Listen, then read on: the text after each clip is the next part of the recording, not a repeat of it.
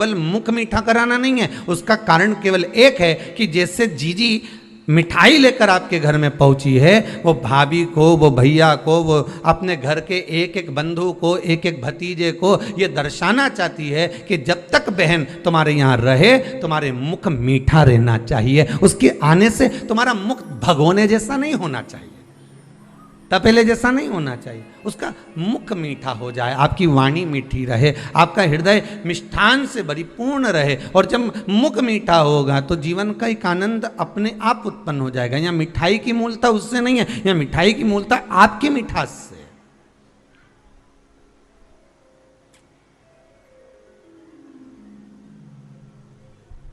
और जब आप मुख मीठा करोगे महाराज, ये एक अलग प्रसंग है कि आपने मुख मीठा किया, ये एक अलग प्रसंग है कि आपने मिठाई उसको खिलाई है, पर मिठाई खिलाने की जगह बस केवल मिठाई का दर्शन ही हो जाए ना, तो उसमें समझ जाना कि मिष्ठान रखना है हमको। जब तक ननंद रहे, जब तक भांजा भांजी रहे, जब तक परिवार के लोग बुआ भतीजा जो भी रह रहे हैं, जब तक रहें तब तक 4-5 दिन हमारे को अपना मुख मीठा रखना।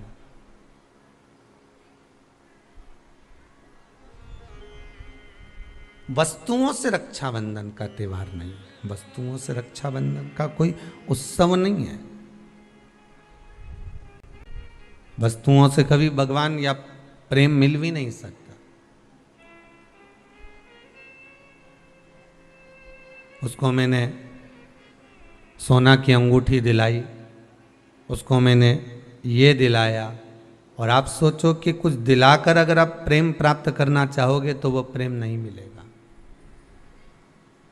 कुछ देकर अगर प्रेम प्राप्त करना भी चाहा तो वो प्रेम नहीं मिल सकता। उस प्रेम की कोई परिभाषा नहीं।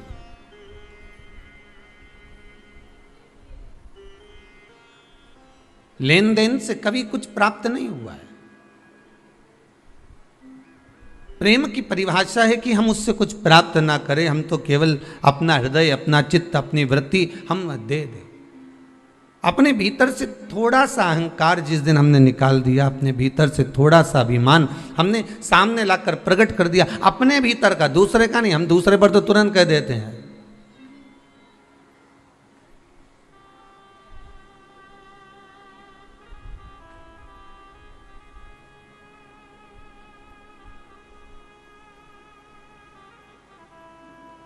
एक कोई व्हाट्सएप पे एक मैसेज था कि दर्पण पर पारा चढ़े तब मुख दिखे, और किसी को मुख दर्पण में देखने का कह दो तो आदमी का पारा चढ़ जाए, व्यक्ति का पारा चढ़।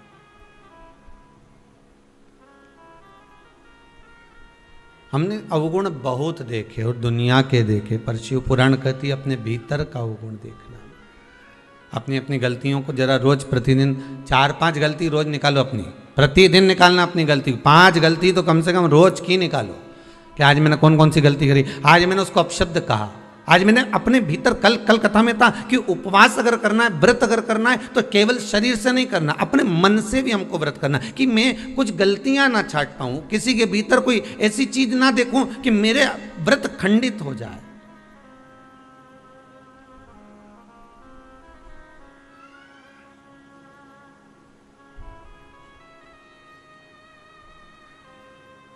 हमारे मन, ये चित्त, ये वृत्ति अगर गलत देखेगी तो उपास नहीं हो सकता, फिर व्रत का कोई प्रमाण नहीं है हमारा। कितना सुंदर कहा है माताओं के लिए भी और पुरुष वर्ग के लिए भी कि जब जब आप किसी व्रत को करते हो, एकादशी का व्रत करो, चाहे प्रदोष का व्रत करो, चाहे पूर्णिमा का व्रत करो, चाहे चतुर्थी का व्रत करो, चाहे तीज का व्रत करो, चाहे हरताली का व्रत करो, छोटी तीज, बड़ी तीज, सतुआ तीज, तुम्हारी मर्जी पड़े, छठ का, आदि जितने भी व्रत बताए, उस व्रत में एक चीज आप किताब में जरूर पढ़ना। आपके पास तो व्रत की किताबें होंगी, उन किताबों में पढ़ना, उसमें लिखा है कि एकादशी का व्रत करो तो रात्रि को जागरण करो। बोलो लिखा कि नहीं लिखा? भगवान का भजन करो। प्रदोष का व्रत करो तो प्रदोष के दिन जागरण करो। पूर्णिमा का व्रत करो तो पूर्णिमा के दिन जागरण करो। हरताली का व्रत करो तो हरताली का जागरण करो। तीज का व्रत करो तो तीज का जागरण करो। क्यों लिखा कि जागरण करो?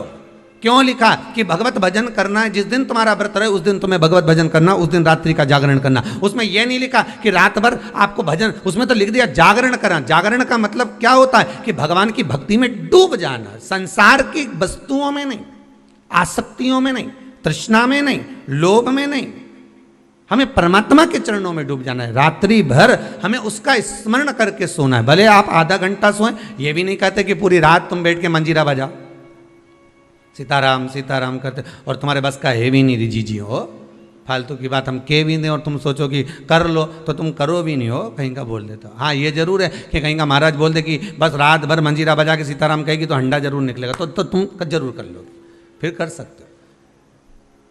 पर वैसे कहीं का कह दे तुमसे कि फिर ये क्रम हो, बहुत मुश्किल।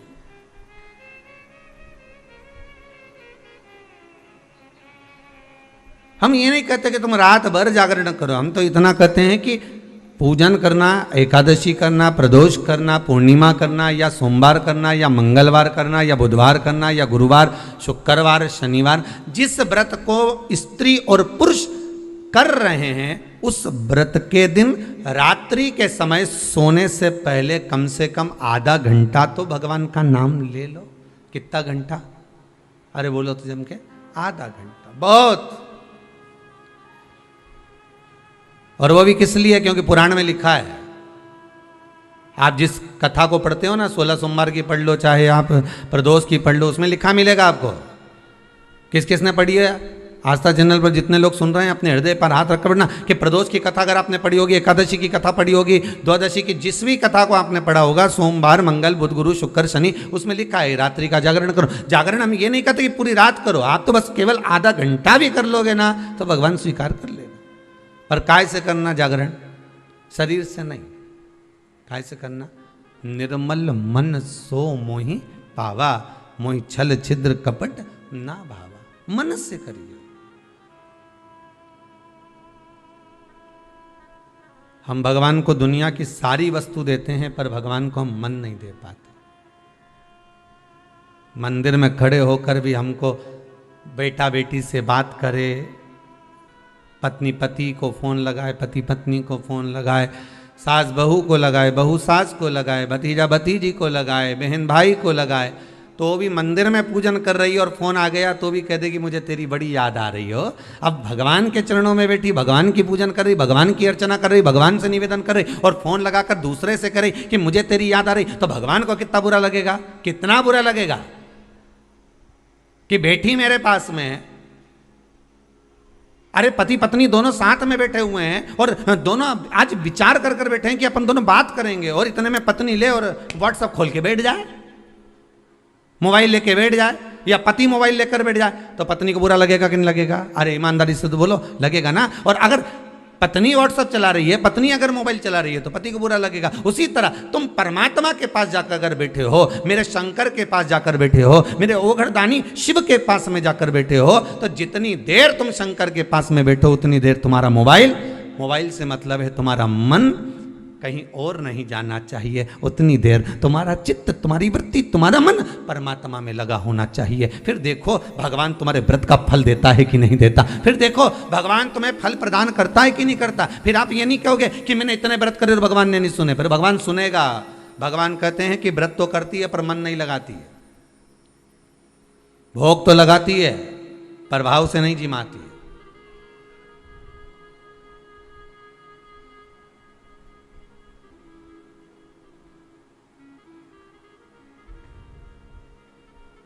अब भोग तो ऐसा कोई भी लगा दे, दुर्योधन ने लगाया था ढेर सारा, लड्डू ने, पेड़ा ने, गुलाब जामुन ने, इमरती ने, भजिया ने, पकौड़ा, सब बनाया ढेर, खूब सारा बनाया।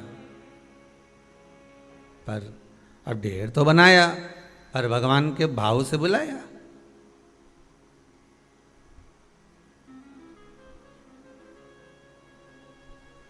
कि भक्तों के घर भी सांवरे आते रहा करो, दर्शन के नैन बांवरे दर्शन दिया करो। कहते हैं प्रेम से प्रभु छिलके भी खा गए।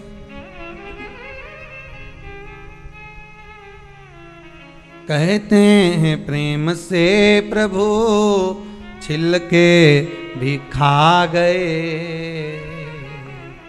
शबरी के झूठे बेर भी खाते रहा करो, दर्शन के नैन बांवरे दर्शन दिया करो, भक्तों के घर भी सांवरे आते रहा करो। भाव चाहिए भगवान को। आपका धन दौलत संपदा सत्ता वैभव ये कुछ भी परमात्मा को नहीं चाहिए। आपसे कुछ नहीं चाहिए। भगवान कहता है कि मुझे मेरा दिया हुआ मत दे, जो तेरा है वो मुझे दे दे। कितना सुंदर पहले भी कहा, फिर कहते हैं कि अहंकार आपका अपना है, और जब अहंकार आप भगवान को दे दोगे तो आप तो वैसे ही सृष्ट हो जाओगे।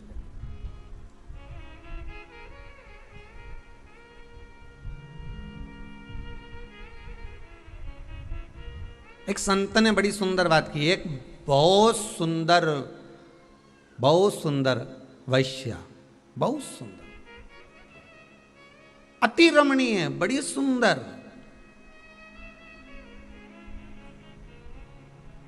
जिसकी सुंदरता का कोई बखान ही नहीं कर सकता, इतनी सुंदर थी। सब लोग उसका बखान कर रहे थे, बड़ा सुंदर है वो, बड़ी सुंदर है वो, बड़ी सुंदर है। उसके नैन बड़े बड़े हैं, उसकी नासिका बड़ी सुंदर है, उसके अधर बड़े सुंदर, उसके कर्ण बड़े सुंदर, उसके कपोल बड़े सुंदर, उसके केश बड़े सुंदर। संत के पास खबर पहुंची, संत निकल कर जा रहे थे, तो संत ने कहा कि आप कह रहे हो कि इतनी सुंदर है, पर मुझे लगता है कि मेरे त्रिकालदर्शी से ज्यादा सुंदर नहीं हो सकता, मेरे भगवान से ज्यादा सुंदर नहीं हो सकता। तेरी प्रतिमा इतनी सुंदर तो कितना सुंदर होगा, उससे ज्यादा सुंदर नहीं हो सकती। संत ने कहा चलो हम भी चलकर देख लेते हैं, पर हम उसके घर के अंदर प्रवेश नहीं करेंगे, बुलाओ उसको बाहर। वैश्या को बाहर बुलाया गया। जैसे ही बाहर बुलाया, संत ने कहा तुम इसकी बात कर रहे हो, इसकी बात कर रहे हो कि ये इतनी सुंदर है। संत ने कहा व्यक्ति कितना भी सुंदर हो, चाहे उसके चेहरे पे हीरे लटक रहे हो। संत बोला पर इसकी जो परछाई है वो तो काली ही है। संत बोले इसकी परछाई गोरी है क्या? आप लोगों में से जितने भी हैं जो रोज दर्पण देखते हैं, चौटी भी करते हैं, बढ़िया सुंदर श्रृंगार भी करते हैं, 50 बार विचार भी करते हैं कि मैं कितनी सुंदर, कि आज जोरदार लग रही, ने लहंगा ने चोली ने चुंदड़ी सब पहनी, बड़ी सुंदर दिखे। पर अभिमान किस चीज का करें? अगर सुंदरता का अभिमान आए तो एक बार चलते हुए रास्ते में अपनी परछाई जरूर देख लेना कि आप कितने भी सुंदर हो पर परछाई काली है। उसी तरह संसार की जितनी वस्तुएं हमको प्राप्त हो रही है, संसार की जितनी वस्तुएं हमको मिल रही है, संसार के जितने लोग हमको मिल रहे हैं, ये सुंदर बड़े होंगे। फ्रिज भी सुंदर है, वॉशिंग मशीन भी सुंदर है, एसी का रूम भी सुंदर है, डनलप का गद्दा भी सुंदर है, ये सोने की रकम भी सुंदर है, ये हाथ में पहनने वाले आभूषण भी सुंदर हैं, गले में धारण करने वाले सारे आभूषण भी सुंदर हैं, सब कुछ सुंदर है। पर ये सुंदरता के साथ में इसकी परछाई भी तो देखो कि ये काली है कि नहीं।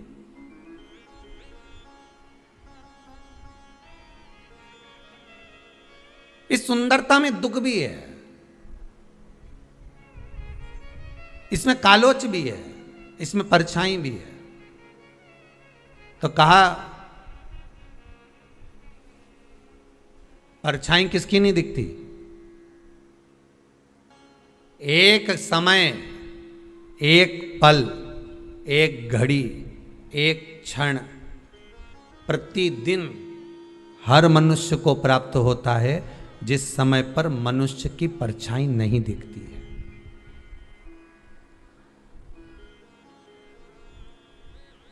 उस समय पर आपको अपनी परछाई नहीं दिखेगी। वो कितनी बजे? दोपहर ठीक 12 बज रहे हो। कितने? जम के बोलिए जरा। आपकी घड़ी के आगे पीछे हो सकता है, अगर घड़ी आगे पीछे होगी तो भले परछाई दिख जाएगी, पर ठीक अभिजीत मुहूर्त में ठीक दोपहर के 12 बज रहे हो और सूर्य तुम्हारे मस्तक पर होगा, उस समय पर परछाई दिखेगी क्या? नहीं। सूर्य थोड़ा सा भी पीछे हुआ, आगे हुआ तो परछाई दिखेगी, पर ठीक सूर्य तुम्हारे मस्तक पर होगा तो परछाई नजर नहीं आएगी। शिव महापुराण की कथा कहती है जिस समय पर तुम्हारे मस्तक पर सूर्य होता है उस समय पर परछाई नहीं दिखती, उस समय पर केवल तुम ही नजर आते हो, उस समय पर केवल तुम ही रह जाते हो। उसी तरह जिस समय पर तुम्हारे मस्तक पर शंकर की कथा, शिव महापुराण और शंकर के चरण विराजमान होते हैं, तब व्यक्ति को कुछ नजर नहीं आता, केवल महादेव ही नजर आता है, केवल शिव ही नजर आता है, कोई दूसरा नहीं दिख सकता, कोई परछाई नजर नहीं आ सकती। हमें हमारा अंधेरा तत्व नजर नहीं आ सकता, हमें हमारी कालोच नजर नहीं आ सकती, उसमें केवल शिव ही दिखेगा।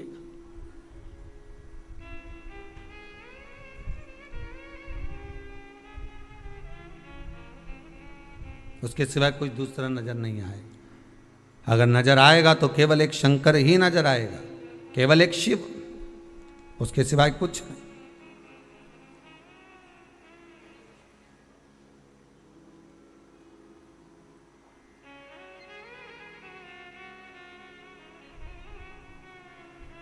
एटीएम पर गए, तुरंत आपने वो अपना जो कार्ड था वो उसमें लगाया, पैसा निकाल के लिया है।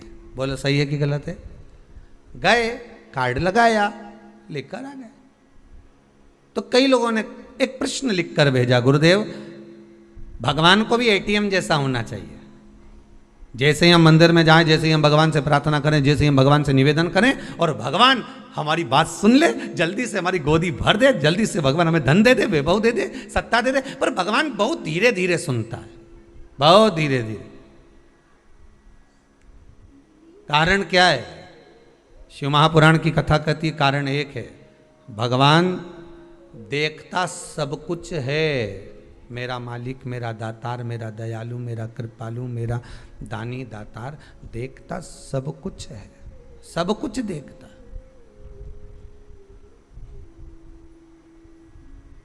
पर फैसला देर से देता है। देखता है वो तुम्हारे, केवल एक 2-4 दिन तुम व्रत कर लो, 2-4 सोमवार के व्रत कर लो, उसमें तुम सोचो कि भगवान हमारी मनोकामना पूर्ण कर दे। कई कई माताएं ऐसी हैं हर साल संकट सोमवार करती हैं, हर साल 16 सोमवार करती हैं। ना जाने कितनी बार तो उन्होंने लक्ष्मी के व्रत कर लिए, ना जाने कितनी बार सोमवार के व्रत कर लिए, ना जाने कितनी बार उन्होंने कितने व्रत धारण कर लिए। उसके बाद भी माताएं विचार करती है कि अभी तक हमारा ये कार्य क्यों नहीं हुआ। क्योंकि तुम, भगवान सब देख रहा है कि कितना तुमने व्रत करा, कितनी साधना करी, कितनी उपासना करी, पर भगवान उसका फल जो देगा, भगवान जो फल प्रदान करेगा, वो थोड़ा फैसला जो देता है वो थोड़ा रुक कर देता है, आराम से देता है, देख कर देता है कि कितना फल देना है, इसको क्या प्रदान करना है, कैसे प्रदान करना है, कितना देना है, ये भगवान देख लेता है।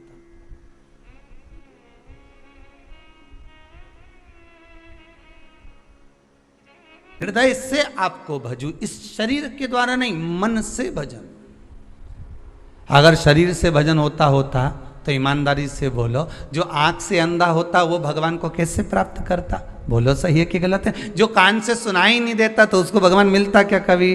क्योंकि ये तो कथा ही नहीं सुने, बेड़ा है, तो इसको भगवान कहाँ से मिलेगा? और जिसके हाथ नहीं होंगे उसको भगवान मिलता कि नहीं मिलता? तो कहते इसके तो हाथ ही नहीं, इसने तो सेवा नहीं करी, इसने तो दान नहीं करा, इसने तो पुण्य नहीं करा, तो इसको भगवान कैसे मिलेगा? जो पाँव से विकलांग होता उसको भगवान मिलता क्या? अगर शरीर से भगवान मिलता होता तो भगवान कभी प्राप्त नहीं होता। भगवान तो तुम्हारा हाथ देखे ना पाँव देखे, ना तुम्हारा ये मुंडा देखे, भगवान कहीं नहीं देखे। भगवान तो एक चीज देखे कि इसका मन कितना क्लीन है, भगवान तो मन देखे। अब तुम भले खजूर वाली बनाओ, चाहे इससे वो बक्कल लगाओ, भगवान के कोई फर्क नहीं पड़े तुम्हारा वो खजूर से, और भगवान के कोई नहीं फर्क पड़े तुम्हारा वो बक्कल से। भगवान तो के बक्कल की जगह अक्कल हो तो बात दूसरी है, बाकी भगवान के ये मतलब नहीं कि तुम्हारा बक्कल क्या है खजूर क्या है। भगवान तो केवल देखे निर्मल मन सोई सो मोहि पावा, मोहि छल छिद्र कपट ना भावा, मुझे मन चाहिए तेरा। और हम भगवान को सब कुछ दे देते हैं। ऐसा संसार का कोई मानव नहीं जो भगवान को नहीं देता। कि तिरुपति गए थे, क्या देकर आए? तो क्या हम बाल दिया है, देखे आए कि नहीं आए? अरे बोलो तो सही, गए थे दिया है, ठीक है। तो किसी ने पूछा किसको देकर आए, जम के तो बोलो जरा, किसको दिया? तो कि भगवान के दिया। अच्छा,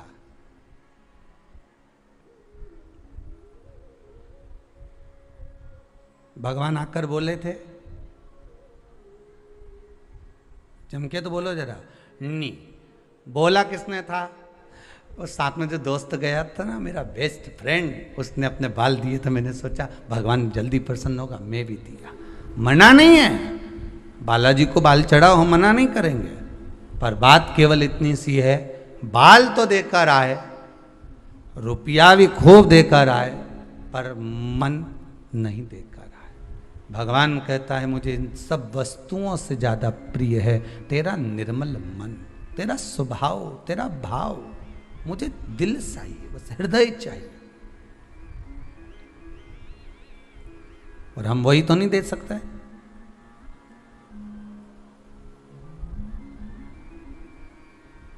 कई कई जगह पर बहन भाई को राखी बांधने जाए नहीं,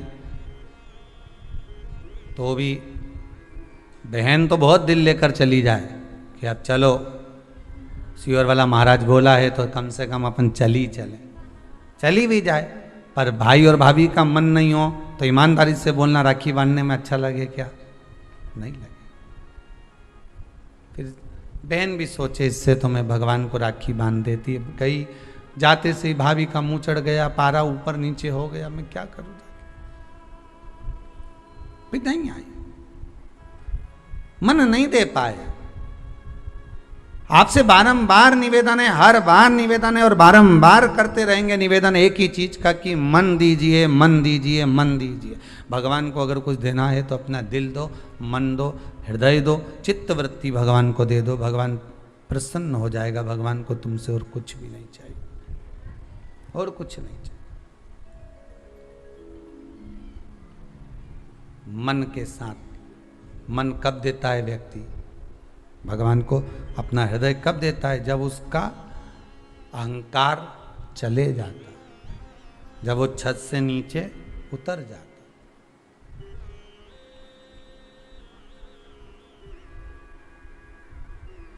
बहुत अभिमान है लोगों के, क्या कहें, इतना अहंकार।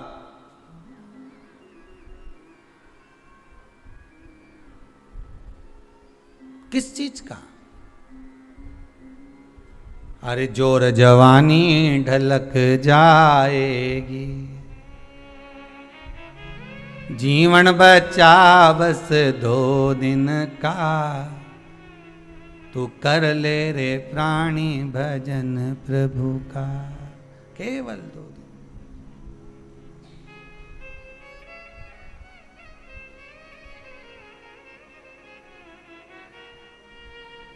नई नई दुल्हन रहनी तो वो के सब पूछे, छोटी लाड़ी, छोटी दुल्हन, उसके सब पूछे। अब जब वो पुरानी हो जाए तब कोई पूछे? अरे बोलो तो जम के, कहीं नहीं पूछे। फिर तो लोग, अभी तक नई थी ना तो भोजन का भी पूछा कि छोटी ने खाई कि नहीं खाई, भोजन करा कि नहीं करा। बड़ी हो, जब पुरानी हो जाए तो कोई पूछे कि भोजन करा कि नहीं करा, बल्कि उल्टा इसको पूछना पड़े कि तूने भोजन करा कि नहीं करा। मम्मी जी आपने भोजन करा, काका जी ने भोजन कराया, चाचा जी ने भोजन कराया, फिर इसको पूछना पड़ता उल्टा भोजन कर। नए हो ना तो हो सकता है कि युवानी अवस्था में हो सकता है कि कभी कभी जब अवस्था ऐसी आ जाए, जब धन आसक्ति तृष्णा, जब बहुत सारा वैभव आ जाता है, बहुत सारा धन आ जाता है, बहुत सारी संपदा बढ़ जाती है, तो हो सकता है कि नई नई लाड़ी है, नई नई बहू है, तो हो सकता है कि पूछा ताछी ज्यादा हो रही हो। पर निवेदन है, नहीं नहीं, अभिमान नहीं आना। अहंकार में 3 गए, धन वैभव और वंश, ना मानो तो देख लो रावण, कौरव और कंस, ये तीनों अभिमान में चले गए, अहंकार में चले गए। धन भी गया, वैभव भी गया, वंश भी गया, रावण भी गया, कौरव भी गया, कंस भी गया, सब अभिमान में चले गए, सारे अहंकार में चले गए, सब अभिमत्ता में चले गए, सारे गए। व्रत करते समय हमारा अभिमान हमारे सामने नहीं आना चाहिए, दान करते समय हमारा अभिमान हमारे सामने नहीं आना चाहिए, मंदिर जाते समय हमारा अभिमान हमारे सामने नहीं आना चाहिए, गुरु की शरणागति में जाते समय हमारा अभिमान हमारे सामने नहीं आना चाहिए। ये लोगों को कहा जाता ना, जो लोग जब बहुत बड़े बड़े मंच लगते हैं, बहुत बड़े बड़े मंच लगते हैं, तब वहाँ से बोला जाता है श्रीमान श्री श्री 1008 श्री 108 श्री मठाधीश श्री पीठाधीश श्री ये बहुत सारा तो उनका नाम बोला जाता है, फिर इसके बाद उनका नाम आता है, उसमें पता ही नहीं पड़ता कि नाम कब निकल गया। उन नामों में पता नहीं चल पाता कि वो नाम जो असली नाम था उनका गया कहाँ है, वो नाम चला कहाँ गया। बस यही शिव महापुराण की कथा कहती है कि अभिमान के नाम के साथ में, अहंकार के साथ में तुम्हारा कितना बड़ा उदा है, कितना बड़ा पद है, उससे मतलब नहीं होता। महाराज निर्मल मन अगर आपका है, चित्तवृत्ति आपकी मन निर्मल है, तो भगवान को पाना, उसमें औधा ना निकालना।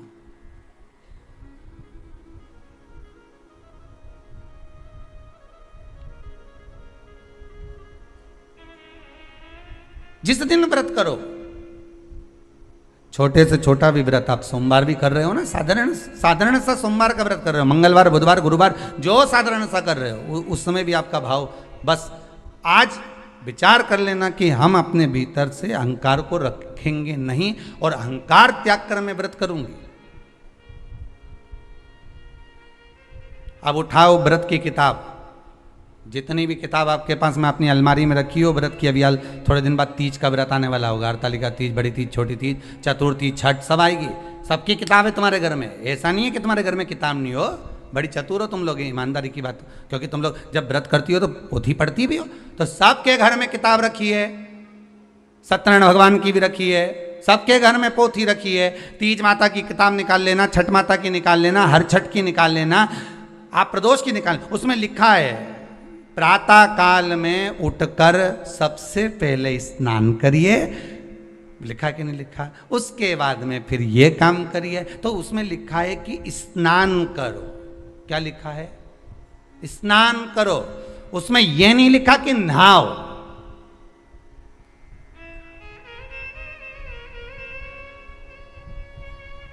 उसमें नहाने का नहीं लिखा, उसमें लिखा स्नान करिए।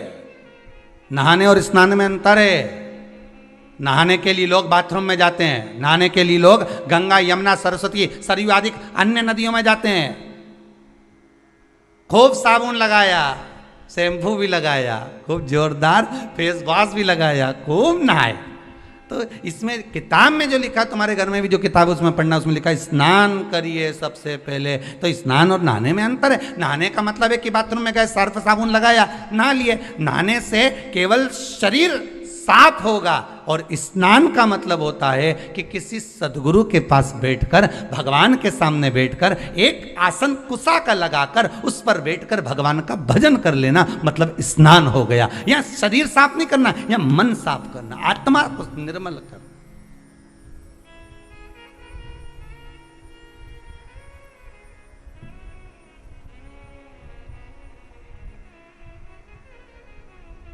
आपसे कोई पूछे ना कि आपके स्नान कब से कर रही हो, तो तुम बिल्कुल जवाब दे सकती हो, लगभग मैं 2 साल से कथा सुन रही हूँ, मतलब 2 साल से मैं स्नान कर रही हूँ, मतलब 2 साल से भगवान की भक्ति में लगी हूँ, तो वो स्नान ही तो है। भगवान की भक्ति को धारण करना स्नान ही तो है। नहाने और स्नान में अंतर है साहब। गए, बाल्टी में पानी भरा और शरीर पर डाल लिया, साबुन लगा लिया, ये केवल नहाना है, केवल नहाना। स्नान करिए। प्रदोष व्रत के अंदर लिखा हुआ है, व्रत करने वाले को ब्रह्म मुहूर्त में प्रातः के समय में स्नान करना चाहिए। जिसके यहाँ किताब होगी पढ़ लेना, ठीक है। स्नान करना चाहिए। फिर स्नान के बाद फिर कहा, फिर भगवान का उपासना करो, कुशा का आसन लगाओ, बैठो। कुशा जानते हो सब लोग? जितने लोग आस्था चैनल पर कथा सुन रहे, कुशा जानते हो कि नहीं जानते? डाब, कुशा, कुशा का आसन।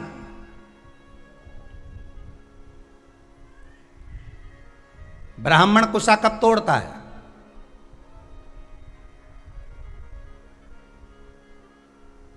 ये कुशा कब तोड़ी जाती है? केवल अमावस्या को, केवल अमावस्या। अन्य अमावस्या पर तोड़ेगा तो 1 महीने तक चलेगा।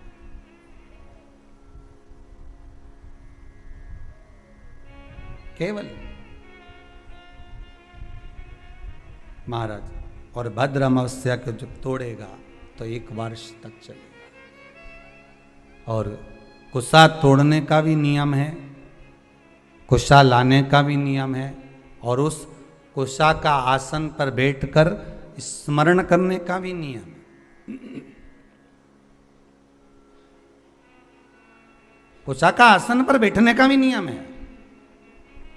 ये जो बाजार में जो कुशा के आसन मिलते हैं, आप अगर बोलकर बनवाएंगे कि हमको बिल्कुल ओरिजिनल कुशा का आसन चाहिए, हमको असली कुशा का आसन चाहिए, तो आपको प्राप्त होगा। जिनके चेहरे पर आंखों के नीचे कालापन हो जाता है, कुशा का आसन वहां भी काम आता है। कि आप थोड़ी देर, आधा घंटा, 20 मिनट, 25 मिनट जब भगवान की सेवा कर रहे हो, कुशा के आसन पर बैठ जाइए।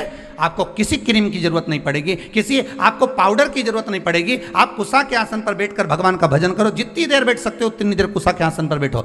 4 दिन, 8 दिन, 15 दिन कर कर देखना, आंखों के नीचे से कालापन समाप्त हो जाएगा। कुशा के आसन में वो तेज बल होता है कि नेत्र की ज्योति भी बढ़ा देता है। कुशा के आसन में वो बल होता है कि आदमी के नेत्रों पर जो चश्मा चढ़ा होता है वो तक समाप्त हो जाता है। पर लोगों ने कुशा का आसन हटा हटा कर आज के जमाने में नया नया ये सब मार्केट में जोरदार जोरदार आसन आए, टंगा रे, कपड़े का आसन मिल रहा है, ऊन का आसन मिल रहा है, इसका आसन मिल रहा है, तो लोग लो, मना नहीं है, पर आसन पर भी तुम कुशा का आसन लगाओ। पर कुशा के आसन पर बैठकर जो तुम अनुष्ठान करोगे, कुशा के आसन पर बैठकर जो तुम भगवान चर्चा करोगे, उसका एक बल बढ़ता है। कुशा के आसन, कुशा क्या है? जब माता जानकी जी पृथ्वी में समा रही थी, भूमि में जा रही थी, राम जी ने रोकना चाहा, रुको जानकी, रुको सीते, सीते सीते करते करते राम जी भागे, सीता को पकड़ने वाले थे। माता सीता पृथ्वी में जाने लगी, केवल उनके केश जानकी जी के थोड़े से हाथ में आ गए। बस वही केस ही कुशा है, भाई केस ही कुशा है।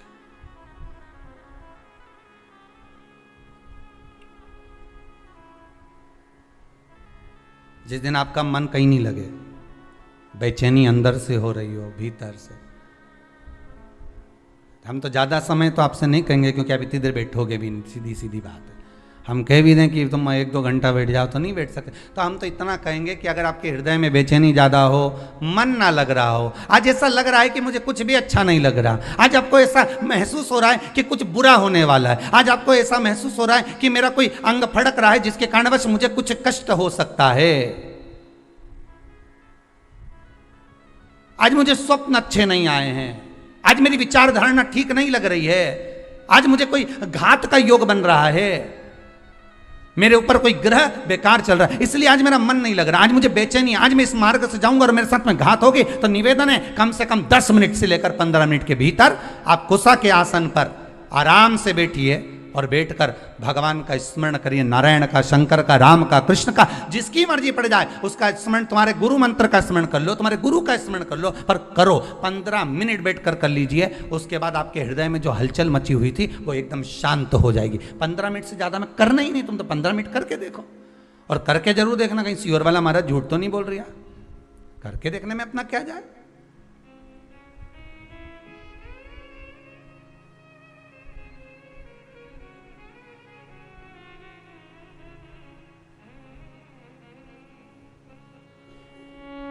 कर देखो, 15 मिनट बैठ जाए, जब हृदय हलचल हो जाए, हृदय में कहीं मन चित्त वृत्ति सब डामाडोल हो रही हो, लग रहा हो कि आज कुछ बुरा होने वाला है, बैठ जाओ कुसा के आसन पर, बैठ जाइए। पर उस कुसा में वस्त्र नहीं होना चाहिए। वस्त्र से मतलब जान लीजिएगा, बहुत अच्छे से कहेंगे, कुसा का जो आसन होता है उस आसन में चारों तरफ लाल कलर की लोग पट्टी लगा देते हैं, बहुत ध्यान दीजिएगा।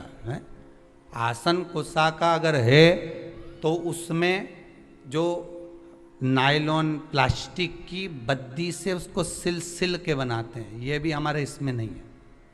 हम केवल कुसा के आसन की बात करते हैं, और कुसा का आसन अगर बना सकती है तो केवल घर की नारी ही बना सकती है। घर की नारी कैसे बनाएगी? उसको धागे से सिलती जाएगी, धागे से सिलेगी, आसन तैयार कर लेगी, और उसमें कोई प्लास्टिक नहीं होगा, उसमें कोई पॉलीथीन नहीं लगी होगी, उसमें कोई पन्नी नहीं लगी होगी, केवल उसमें धागा लगा हुआ होगा, धागा, और उसमें कोई किनारी नहीं।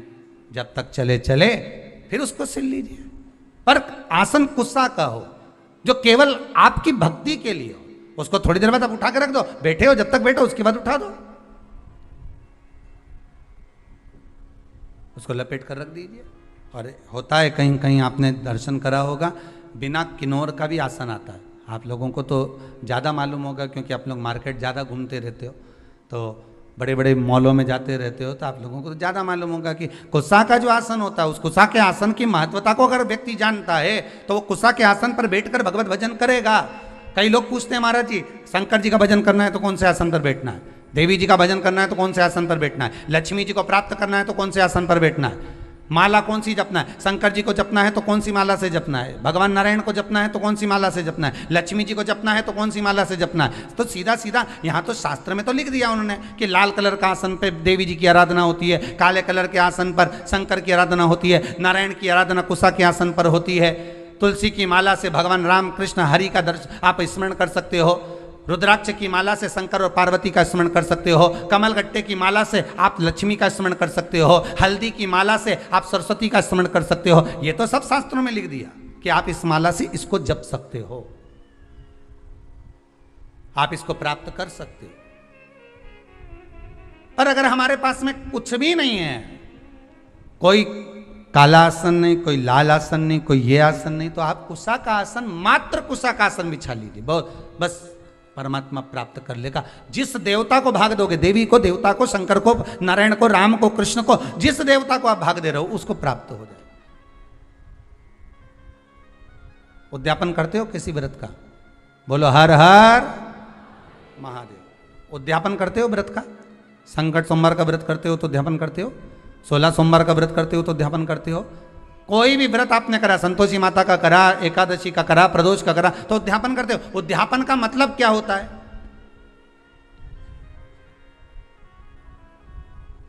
जल्दी बोलते जाओ। जितने लोग आस्था चैनल पर कथा सुन रहे हैं, उद्यापन का मतलब क्या होता है? अगर आपसे कोई पूछेगा तो कहोगे कि जो व्रत करा उसका समापन करना। ठीक है, समापन करना मतलब कोई धार्मिक कार्य कर देना, हवन कर देना, पूजन कर देना, अभिषेक कर देना, मतलब उद्यापन हो गया। अभी सावन के महीने में लोगों ने अभिषेक करा तो उद्यापन करा होगा कि हमने इतने 1 महीने तक भगवान शंकर का अभिषेक करा, हमें उद्यापन करना, हवन करवा दिया, पूजन करवा दिया, हो गया उद्यापन। उद्यापन का मतलब क्या होता है? उद्यापन का महत्व क्या है? केवल कार्यक्रम जो एकादशी करी थी उसका उद्यापन कर दिया, चतुर्थी करी उसका उद्यापन कर दिया, चौथ माता का उद्यापन कर दिया, छठ माता का उद्यापन कर दिया, तीज माता का उद्यापन कर दिया, हमने ये वाली माता जी का उद्यापन। उद्यापन का मतलब है क्या? पंडित जी से पूछो तो कहेंगे उद्यापन कराना है महाराज जी, तो कहे आप ये सामान लिया, उद्यापन हो जाए। उद्यापन होगा, सामान भी लाना पड़ेगा, पूजन भी होगा, हवन भी होगा, यज्ञ भी होगा, अनुष्ठान भी होगा, ब्राह्मण आएगा भी, पूजन भी कराएगा। पर उद्यापन का मतलब क्या है? उसका महत्व क्या है? पशुपतिनाथ का व्रत करो तो उद्यापन में 1 श्रीफल, 108 कोई भी दाने और 11 रुपए शंकर जी को समर्पित कर दिया, उद्यापन हो गया। उद्यापन का मतलब क्या है? हमने व्रत को पूर्ण कर दिया, इसका मतलब उद्यापन हो गया। अभी अभी ये बड़े बड़े जो तीज होते हैं ना, चतुर्थी आती है, कई माताएं उद्यापन करती चतुर्थी का। हमारे यहाँ तो बहुत होता है, कई माताएं महिला मंडलों इकट्ठे हो के उद्यापन करती हैं। एक महिला मंडल ये इतने उद्यापन करेगी, फिर वो 16 उनको बुलाएगी, फिर 16 उद्यापन का मतलब है क्या?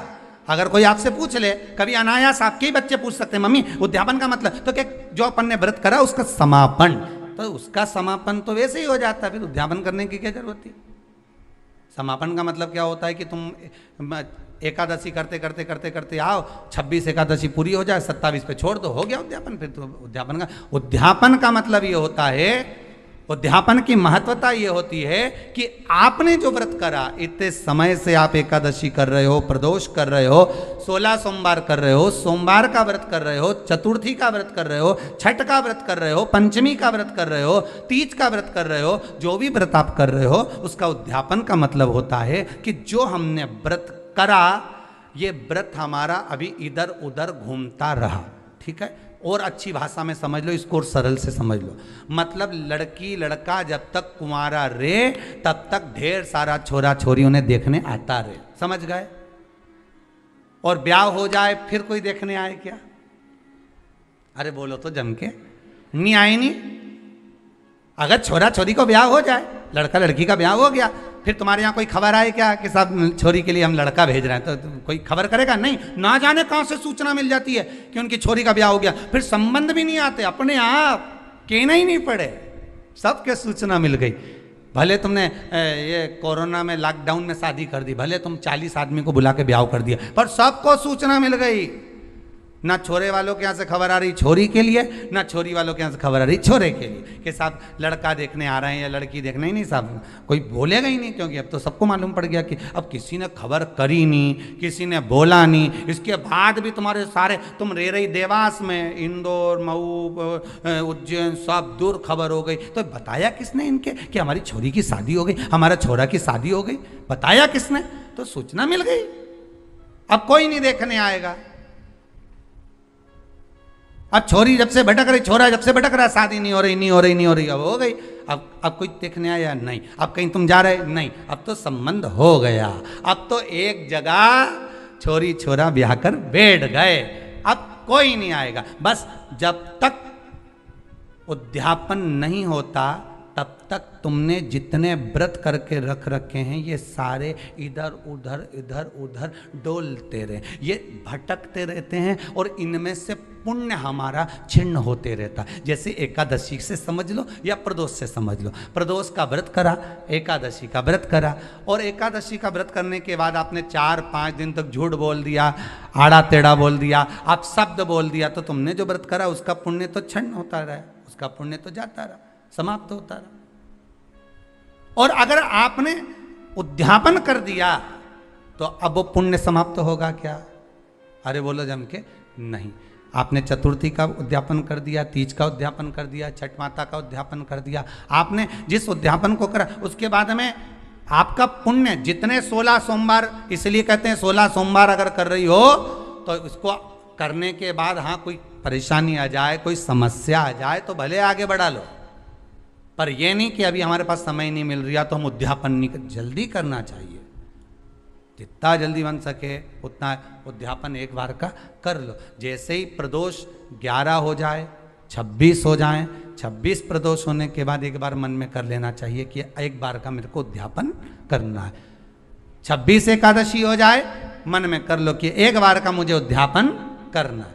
16 सोमवार पूरे हो जाए, एक बार का मुझे उद्यापन करना है। पशुपति व्रत हो जाए, एक बार का मुझे उद्यापन करना है। चतुर्थी तुम्हारी पूरी हो जाए, एक बार का उद्यापन करना है। मतलब मन में ये बनाकर चलना है कि एक बार मुझे उद्यापन करना है। उद्यापन करने से क्या होता है? तो कहा उद्यापन, माताएं जितने व्रत करती जाती है, अगर उसका उद्यापन करती चली जाती है, उद्यापन करती चली जाती है, तो नारी बेधव्य होकर नहीं जाती, अखंड सौभाग्य लेकर जाती है। पर माताओं की आदत ये हो गई है कि अभी मैं बाद में करूंगी, इस साल नहीं करूंगी, अगले साल करूंगी, अगले साल से अगले साल करूंगी, तो उसका पुण्य समाप्त छिन्न होते चले जाता है, वो पुण्य उसके खाते में नहीं जाता। एक बार पैसा बैंक में जमा हो गया तो फिर सिग्नेचर से ही निकलेगा।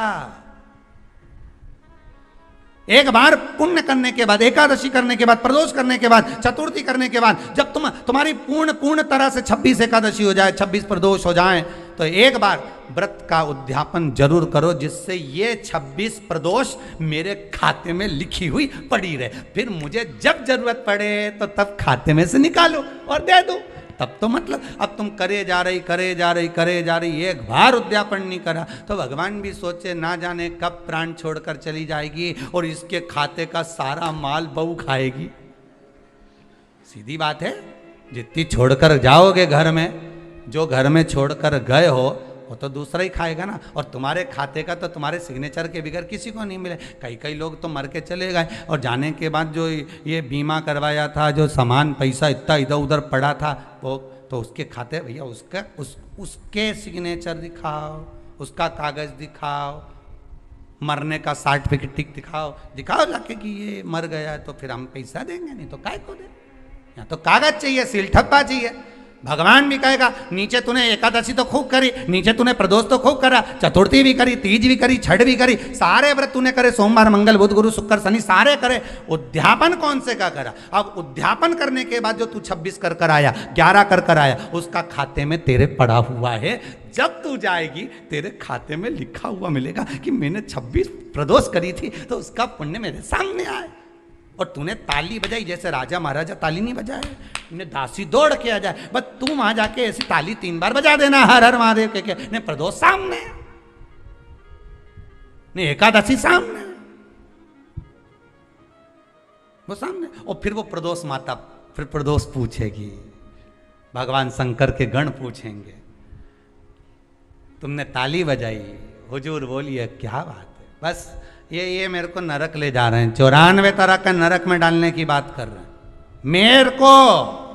मैं कौन समझ जा, बस मेरे को नरक में डालने की बात कर रहे हैं। अब बोलो।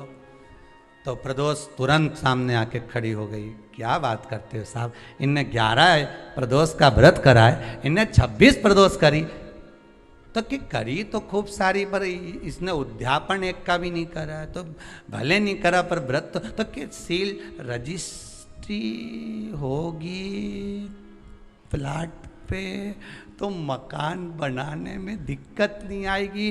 कब्जे की जगह पे अगर मकान बना होगा तो कभी भी सरकार खाली करा दे, तो सील लगवाओ, उद्यापन की ठप्पा लगना चाहिए कि हमने इतना हमारा खाते का है। यहाँ तो लोग भागवत जी कराते हैं तो भी उद्यापन करते हैं, बोलो होता कि नहीं होता। 7 दिन की भागवत के बाद हवन होता है, बोलो तो होता है नहीं।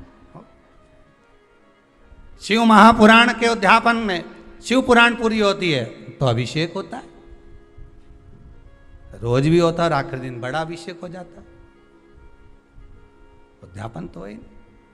भागवत पूरी होए तो लोग भंडारा करें, शिव पुराण पूरी हो तो भी लोग प्रसाद पावे। तो ये एक उद्यापन का महत्व हर जगह कि इसका पुण्य इनके खाते में जाना चाहिए, उनके खाते में पहुंचना।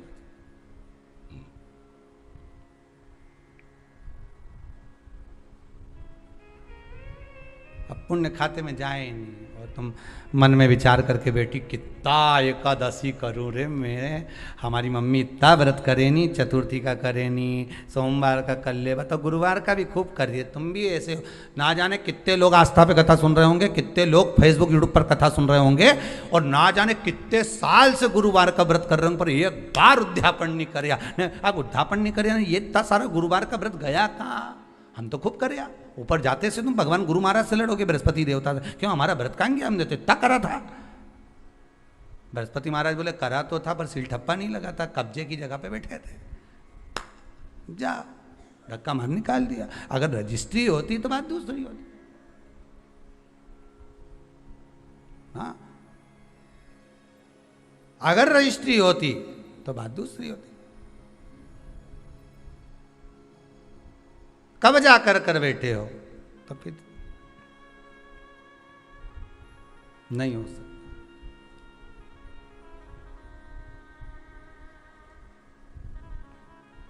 सील ठप्पा लगाना चाहिए। इस जमीन और जायदाद की रजिस्ट्री के चक्कर में मत पड़ना बिल्कुल भी। जो जरूरत की रजिस्ट्री है वो तो आज तक नहीं करवा पाए हो। कब से सोमवार का व्रत कर रहे हो रे? जब तो शादी नहीं हुई थी तुम्हारी तब से कर रही हो, अभी तक कर रही हो। हमारे तो जब से नहीं छोड़ा मैंने। जब बात करे ना माताएं इतनी जोरदार जोरदार बात करें नहीं, ये आंवला का पेड़ के नीचे कभी कभी बैठ ही जाए कुबेरेश्वर धाम में आके, और जब शाम का समय बैठे नहीं तो जब जब बात करें नहीं सुनना। हम तो कब से व्रत कर रही, मैं तो सोमवार का व्रत ने मैंने तो कब से पकड़िया।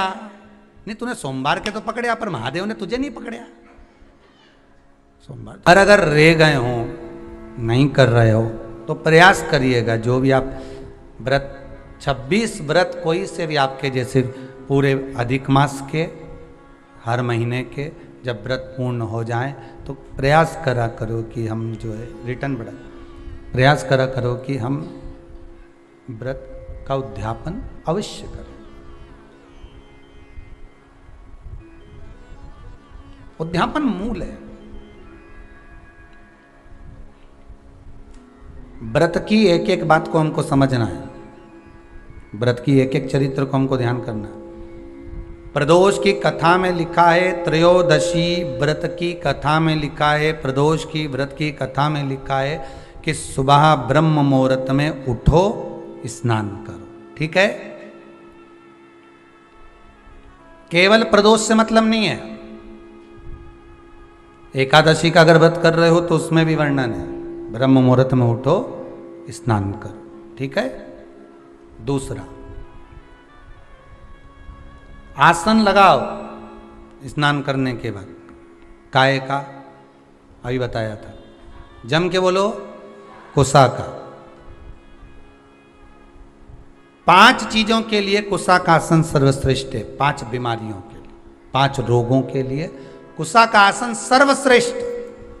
पहला, नेत्र के लिए, पहला नेत्र की बीमारियों के लिए कुसा का आसन श्रेष्ठ है। एक प्रयास और करिएगा, जिस समय पर किसी की आंखें आ जाएं, आंखें आना मालूम है ना? आंखें आना का मतलब ये नहीं होता कि 2 की जगह और 4 आ जाएंगे। नहीं तो तुम कह दो कि गुरुजी बोले हैं कि आंखें आ जाए तो और अलग से एक्स्ट्रा आएगी हो। नहीं तो दुनिया के लोग बड़े जरा समझदार ज़्यादा है ना, तो उनको जरा एक एक चीज़ समझ लेना चाहिए बिल्कुल हो। नहीं तो तुम वही फिर वही वाली बात आ जाएगी। अभी फिर काली मिर्ची, फिर वही बात आ जाएगी। आंखें आने का मतलब ये नहीं होता कि 2 आंख की जगह और 4 आंख आ जाए। आंखें आने का मतलब होता है कि नैनों में एक रोग हो जाता है जिसमें उसको कीचड़ आने लगता है नेत्रों में और जाले बनने लगते हैं, उसको कहते हैं नेत्र आना, आंखें आना। ठीक है, सारी दवाई आप करा लो, डॉक्टर को दिखा लो, सब कुछ कर लो। एक प्रयास करना नेत्र के लिए कि कुसा का आसन हो, उस आसन पर बैठकर अपने दोनों पंजे जब आसन पर रखा जाए और आप आराम से बैठ जाएं, प्रयास जहाँ तक हो कि कुसा के आसन पर कपड़े से ज़्यादा स्पर्श होने की जगह पर अपने शरीर का भाग स्पर्श हो, पंजे ज़्यादा स्पर्श हो। और वहाँ बैठकर आप भगवान की भक्ति को आधा घंटा रोज प्रतिदिन करिए। 2 दिन 2.5 दिन, बस 2 दिन भी कर लिया, 2.5 दिन भी कर लिया, 3 दिन भी कर लिया। नेत्रों से जो नेत्र आना है, भले तुमने दवाई डाली ना डाली, पर वो रोग धीरे धीरे 2 दिन के अंदर समाप्ति पर आ जाएगा। 2 दिन के। हृदय के लिए कुसा का आसन महत्व रखता है। जिसको डॉक्टर ने कह दिया कि तुम्हारी नाड़ी ब्लॉक हो चुकी है, बाईपास करवाना पड़ेगा, तुम्हारी नाड़ियां चोक हो गई है, और अगर डॉक्टर कहे कि तुम्हारे पास में 22 दिन है, 25 दिन है, 1 महीना है, और तुम इसके बाद में आकर अपना बाईपास करवा लेना, बाईपास सर्जरी करवा लेना, या आपकी नाड़ियां जो चोक हो गई है वहां पर हम रिंग डाल देंगे, छल्ला डाल देंगे और वो उसको क्लियर कर देंगे। होता है कि नहीं होता? कहते हैं डॉक्टर, कईयों को कह देते हैं कि नस चोक हो गई, नाड़ी चोक हो गई। उसके लिए जिसको हृदय का रोग हो जाता है, जिसकी नाड़ियां चौक हो जाती हैं, डॉक्टर कहे बाईपास कराना पड़ेगा, और 20 दिन अगर डॉक्टर दे दे तो उसमें से 5 दिन आप कुसा के आसन पर बैठो। 5 दिन तक प्रयास करना कि कुसा के आसन पर जितना प्रयोग कर सको। अगर कहीं बैठे भी हो कुसा के आसन पर, कहीं आप सोफे पर बैठे हो, गादी पर बैठे हो, पलंग पर, जहां बैठे हो वहां उस कुसा को बिछा लो थोड़ी देर के लिए।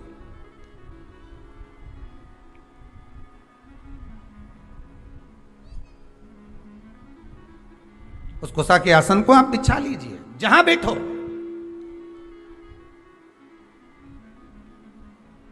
वो तो लोगों को थोड़ी सी शर्म आती है, नहीं तो हम तो कहने में पीछे नहीं हटेंगे कि आपके यहाँ जितने सोफे लगे हैं ना, हम तो कहेंगे उसकी जगह ये जो तुम लोग वो बिछाते हो ना सोफा का सेट, सोफा का सेट नहीं रहे वो क्या बोलते हैं, उसके ऊपर कपड़ा बिछाते, क्या बोलते हैं उसको, सोफा का कवर। हम तो कहें उसकी जगह, वो तो आप लोगों को थोड़ी शर्म आती नहीं, तो हम तो कहेंगे कि उस पर है ना कुस्सा का आसन बिछा के रख दो, तो बेचारा जो आएगा उसकी भी आंखों की रोशनी बढ़ जाएगी, उसके भी बेचारे की कहीं नाड़ी माड़ी चौक होगी तो क्लियर हो जाएगी। थोड़ा बहुत तो दवाई तुम भी कर सकते हो शंकर जी का नाम लेकर, पर दिक्कत है नहीं तो फैशन में फिर वही खजूर वाली चोटियाँ, अब फैशन ही नहीं दिखे तो फिर इतना जोरदार जोरदार मार्केट में क्या जोरदार जोरदार सोफा का कवर आवे, कितना जोरदार जोरदार सामान आवे, अब तुम उसको देखें कि इसको बिछाएं। अब सीवर वाला महाराज के कहने में चले तो आसन बिछा दे, तो मतलब लोग क्या कहेंगे बताओ, क्या कहेंगे। आसन कुसा का आसन तो लोग फैशन में हटा दिए, नहीं तो अब तो पहले लोग पूजन करने बैठते थे तो कुसा का आसन लगाते थे, आजकल तो कपड़े का आसन, ऊन वाला आसन, ये सब जोरदार जोरदार गद्दे वाले आसन, कढ़ाई वाला आसन, जब जाए कहीं से दुकान पे से ऐसा ऐसा आसन लाए कि उसको बिछा दिया। अब फैशन में बिछे, दूल्हा दुल्हन के नीचे पहले कुसा का आसन बिछा के शादी फेरे पड़ा, अब आज के ज़माने में तो इतनी बड़ी कुर्सी रहे उनकी भी जोरदार, उस पर बिठा है, वो भी पूरा लहंगा महंगा नहीं, फिला ही नहीं बिठा, फिला फिर बैठे।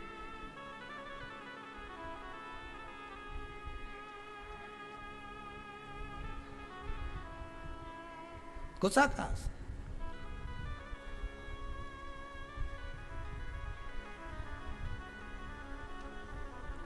दूसरा, पहला नेत्र का रोग, दूसरा हृदय का रोग, ठीक है। तीसरा शरीर की चर्म रोग, चमड़ी का रोग, जब चमड़ी कहीं से कालेपन पर आ गई, कहीं झुर्रियाँ पड़ने लगी, चेहरे के नीचे, नेत्र के नीचे थोड़ा सा कालापन अगर आ गया तो फिर कुसा के आसन का प्रयोग करिए, कुसा के आसन पर बैठना प्रारंभ करिए। तीसरा है चर्म। चौथा, कुसा के आसन के लिए उदर से जुड़ी हुई जितनी भी परेशानियां होती हैं, आपको उदर से जुड़ी हुई जितनी भी परेशानियां हो, प्रयास करिए कि आप पूजन कुसा के आसन पर बैठकर करेंगे तो आपके उदर से जुड़ी हुई जितनी भी परेशानियां हैं, भोजन नहीं पचना, एसिडिटी होना, आदि आप कर देखिए, कुसा के आसन पर बैठ कर देखिए, आपको उसमें आनंद की अनुभूति हो जाए, सुख मिले।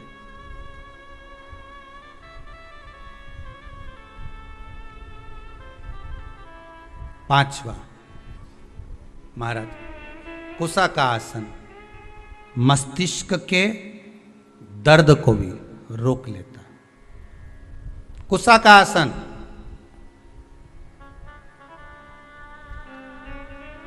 ज्यादा जब मस्तिष्क में दर्द हो, कुसा का आसन तुम्हारे घर में हो, उस पर पांव रखकर 7 मिनट, 8 मिनट, 10 मिनट खड़े हो जाओ, भगवान का नाम जाप करो, जो मंत्र आपको आता हो, जिस मंत्र से आप जुड़े हो, जिस मंत्र को आप जप सकते हो, ओम नमः शिवाय, श्री शिवाय नमस्तुभ्यम, ओम, जो राम कृष्ण शिव जो तुम जप सकते हो वो मंत्र जपो, वो मंत्र का स्मरण आप करो और उस मंत्र को आप जपो खड़े रहकर।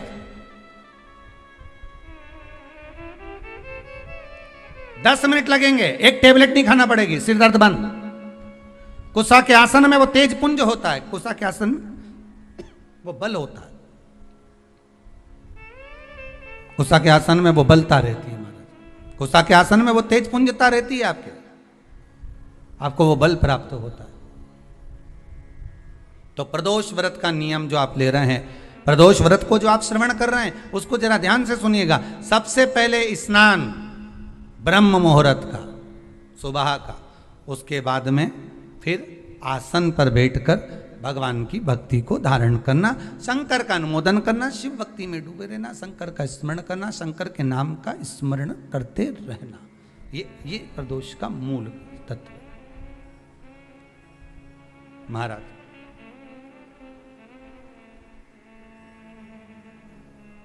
प्रदोष व्रत करने वाले को भोजन नहीं करना चाहिए,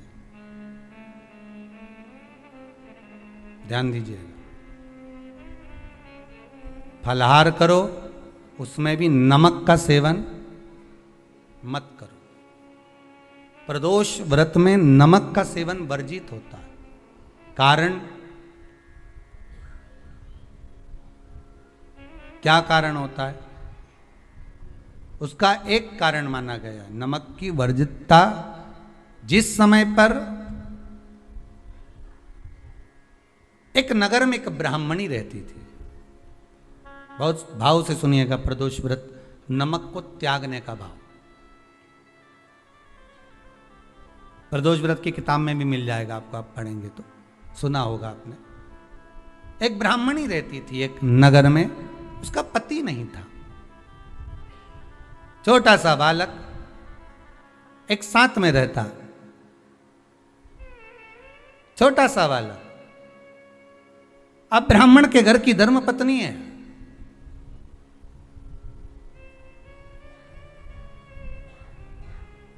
ब्राह्मण कर्मकांड करने वाला, पूजन करने वाला, पाठ करने वाला, अनुष्ठान करने वाला, पूजन करने वाला, मंत्र जाप करने वाला, भगवत भक्ति में डूबने वाला। ब्राह्मण तो चले गया, ब्राह्मणी बच्चे के साथ रह रही। क्या करे वो? अकेली निवास कर रही है।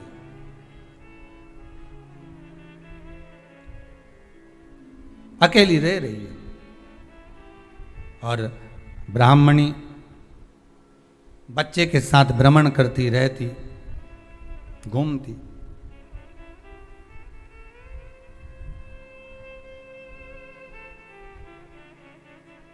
कहीं कहीं दर दर जाकर कुछ भिक्षा को मांग कर लेकर आ जाती, और भिक्षा लाने के बाद में उस भिक्षा को जब लेकर आती तो अपने बच्चे को भी खिलाती और स्वयं भी उसका पान करती।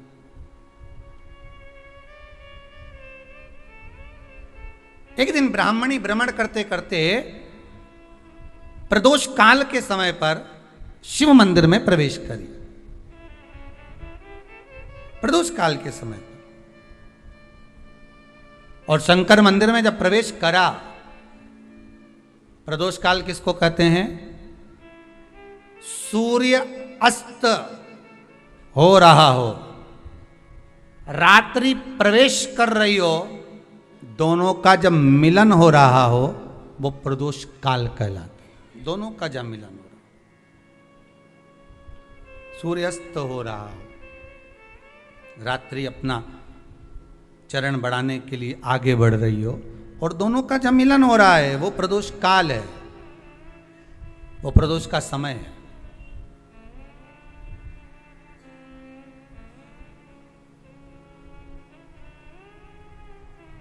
ब्राह्मणी मंदिर में प्रवेश कर रही। जब ब्राह्मणी मंदिर में प्रवेश करी, मंदिर के अंदर पहुंची, प्रदोष काल का समय था, प्रदोष का समय चल रहा था। और प्रदोष काल के उस समय में, प्रदोष काल के उस समय में जब ब्राह्मणी ने देखा कि कोई भगवान की भक्ति में लगा हुआ है, भगवान के रस तत्व में डूबा हुआ है। आज ब्राह्मणी के पास में कुछ पदार्थ नहीं है, अपने बच्चे का पेट भरने के लिए कोई सामग्री नहीं है, और कुछ आस लेके वो प्रवेश करिए, कुछ आस लेकर वो अंदर प्रवेश कर जाती है।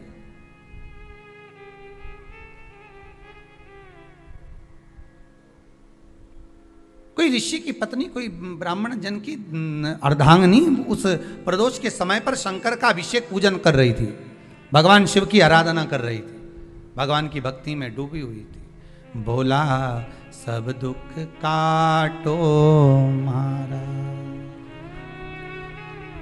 भक्ति में डूबी हुई है, भगवान के स्मरण में डूबी हुई है। भोला सब दुख काटो मारा। शिव शंकर जपो तेरी माला, भोले बाबा जपो तेरी माला, भोला सब दुख काटो मारा। ओ भोला, आवाज ऊंची नीची हो रही, सब दुख काटो मारा। वैश्य है मंगल मंगलकारी, वैश्य है मंगल मंगलकारी। अब ठीक है। अवधूत रूप तुम्हारा, अवधूत रूप निराला, भोला सब दुख काटो। शंभु सब दुख काटो। शीश पे गंगा मस्तक पे चंदा, शीश पे गंगा मस्तक पे चंदा। अवधूत रूप निराला, अवधूत रूप निराला, भोला सब दुख काटो। शिव शंकर जपूं तेरी माला, भोले बाबा जपूं तेरी माला, भोला सब दुख काटो। शंकर सब दुख। कोई ब्राह्मण की पत्नी, कोई ऋषि की पत्नी, कोई साधु सन्यासी तपस्वी साधक की अर्धांगिनी शिव की आराधना में डूबी हुई थी, शंकर की आराधना कर रही थी। जब भगवान शिव की आराधना में डूबी हुई है, आराधना कर रही है, ये कुछ पाने के लिए चली गई, ये कुछ पाने के लिए गई और इसके मन में आया कि मैं कुछ, मुझे भोजन का कोई पदार्थ मिल जावे, मुझे कुछ भोजन मिल जावे, और जब मुझे भोजन मिल जाएगा तब मैं जो पाऊंगी अपने बच्चे को भी पवाऊंगी। पर जिस मंदिर में वो प्रवेश करी थी, जहाँ पर नारी पूजन कर रही थी शंकर की प्रदोष काल में, वहाँ पर पड़ी हुई कुछ वस्तु को इस ब्राह्मणी ने मांग लिया।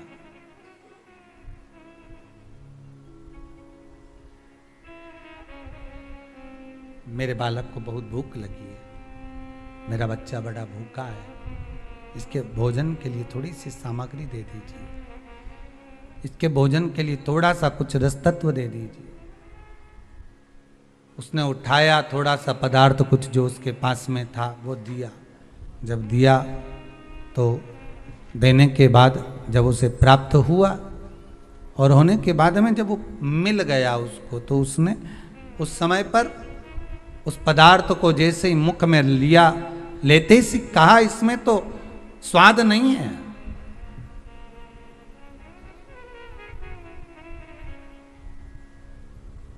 इसमें स्वाद नहीं है।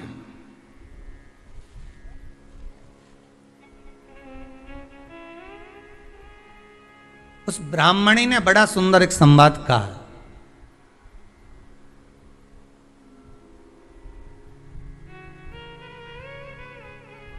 घर का जो बड़ा होता है ना, घर का जो बड़े होता है, घर का बुजुर्ग जो होता है, घर का जो प्रथम स्थल प्राप्त करने वाला, मेन कुर्सी पर अच्छी जगह पर जो बैठने वाला होता है ना, ब्राह्मणी कहती है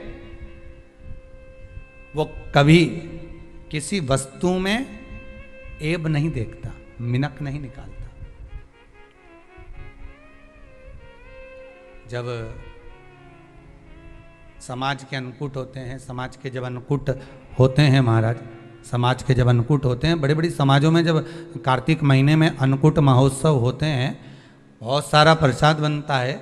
जो बुजुर्ग होते हैं ना, बड़े समझदार लोग होते हैं ना, तो अन्नकूट की जब प्रसाद खाने बैठते हैं ना, उसमें नमक नहीं भी होता ना तो नहीं बोलते कि इसमें नमक नहीं है। पर जो हमने डोनेशन दिया है, जब तुम आए थे समाज वाले तो हमने 1000 का लिफाफा दिया, 500 का लिफाफा दिया, 2000 का लिफाफा दिया और भोजन ऐसा बनवाया। एक व्यक्ति वो जो खाकर चुपचाप चले गया और एक व्यक्ति वो जिसने प्रसाद पर उंगली उठाई। इन दोनों को अन्नकूट की तारीख पे इनका नाम लिख लो और अगला अन्नकूट आए तब दोनों की दशा देखना। एक जो चुपचाप खाकर चले गया, भगवान के प्रसाद को प्रसाद मानकर, प्रभु का दर्शन मानकर लेकर चले गया, वो उन्नति की सीढ़ी पर चढ़ता चले गया। और जो मिनक निकालता रहा वो साल भर खटर पटर की जिंदगी जीता रहा। साल भर उसने केवल खटर पटर ही करा, वर्ष भर उसने कुछ करा ही, पूरी वर्ष उसने केवल खटर पटर ही करा, उसके सिवाय वो कुछ नहीं कर पाए। उठा पटक का जीवन जीता रहा, ये लाया वो पटका, वो लाया वो पटका, वो लाया वो पटका, वो लाया वो पटका, बस यही जीवन वो जीता रहा, यही जिंदगी वो जी रहा है। भगवान के प्रसाद में कभी भी ध्यान रखिएगा, भगवान के प्रसाद के अंतर्गत स्वाद की कोई मूलता नहीं होती। भगवान का प्रसाद स्वयं स्वाद है। भगवान के प्रसाद में नमक नहीं देखना, मिर्ची नहीं देखना, भगवान के प्रसाद में शक्कर नहीं देखना, भगवान के प्रसाद में कुछ ये नहीं देखना कि कितना माल डला, कितना घी, कितना बादाम, कितना काजू, कितना इलायची डला। हाँ, यहां तक शास्त्र कहता है कि भगवान का प्रसाद अगर बन रहा है तो उसकी सुगंध भी नहीं ली जाती है महाराज, यहां तक शास्त्र कहता है। जब तक भगवान उसको पानी ले तब तक उसका सुगंध भी नहीं ली जाती। और कई कई जगह तो भगवान को प्रसाद अगर सूखा सामान हाथ में आ गया, इलायची कैसी है, मंदिर के अंदर जाने वाली है भगवान को डलने के लिए, लाओ यार किसकी दुकान से आई इलायची बताओ, इलायची तो 25 बार सूंघा, हाँ हाँ अच्छी है, अब सूंघ लिया तो भगवान इसको स्वीकार करेगा क्या? अरे जम के तो बोलो। एक फूल तुमने बगीचे से तोड़ा और सोचा इसमें पहले मैं सूंघ लेती हूं, इसमें स्वाद है कि नहीं, इस फूल में गंध है कि नहीं, इसमें सुगंध है कि नहीं, और फूल सूंघ लिया, उसके बाद तुम भगवान को देखो, भगवान स्वीकार करेगा? नहीं, भगवान स्वीकार नहीं कर सकता।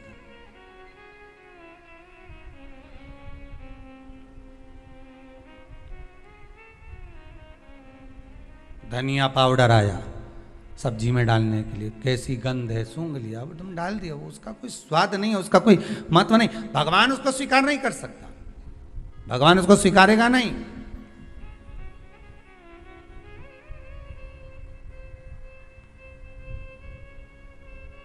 कई कई घरों में तो हंडी से दाल चलाती जाए ने हाथ में डाल के,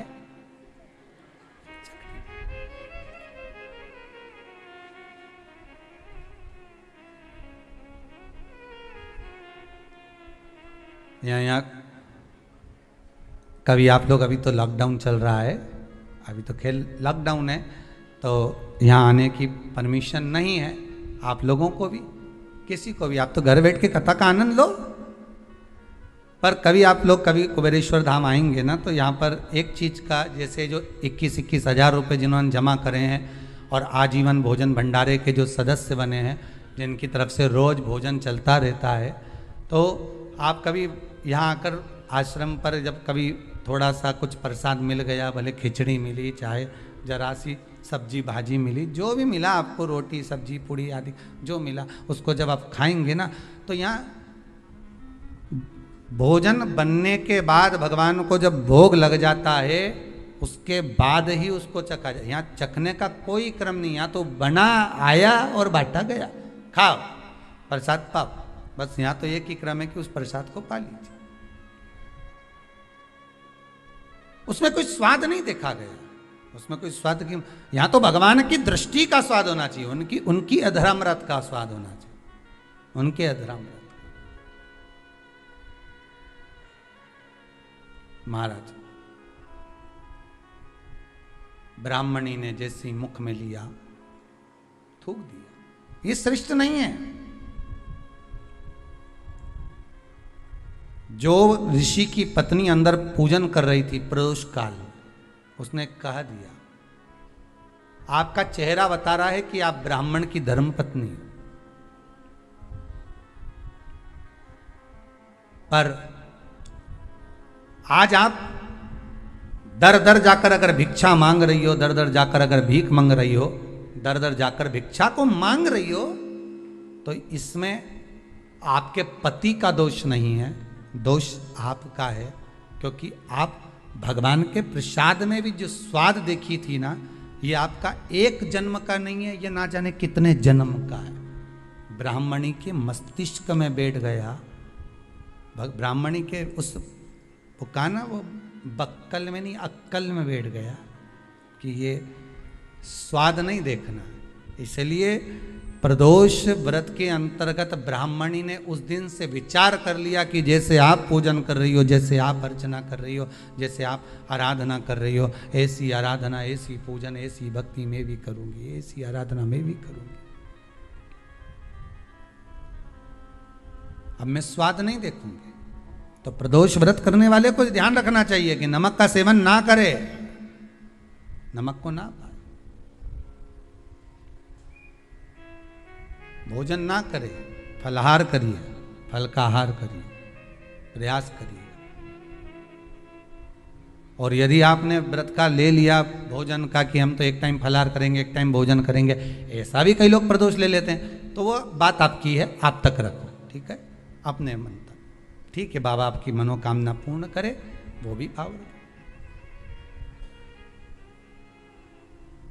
शाम का समय हो, ब्राह्मणी रोज प्रतिदिन शंकर जी के मंदिर में शाम के समय पर जैसे ही प्रदोष आता और शिव जी के मंदिर में चली जाती। अब उसने प्रदोष का व्रत करना प्रारंभ कर दिया, शंकर की उपासना प्रदोष काल में करना प्रारंभ कर दी। समय आया, ये ब्राह्मणी अपने बच्चे को लेकर जा रही थी, मात्र 4 प्रदोष ही निकले थे, केवल 4 प्रदोष निकले थे। ब्राह्मणी लेकर जा रही थी अपने बच्चे को, सामने एक कोई बालक भूख से विलकता हुआ सामने आकर खड़ा हो गया। उसने भी अन्न का भाग मांगा, मुझे भूख लगी है, मेरे उदर में कुछ अन्न का भाग नहीं है, आप मुझे अन्न का भाग दे दीजिए, मुझे थोड़ा सा भोजन दे दीजिए। वो बिलकता हुआ बालक इसके चरणों में आकर पड़ गया, माता माता माता कहकर अन्न मांगने लगा, आप मुझे कुछ दे दीजिए।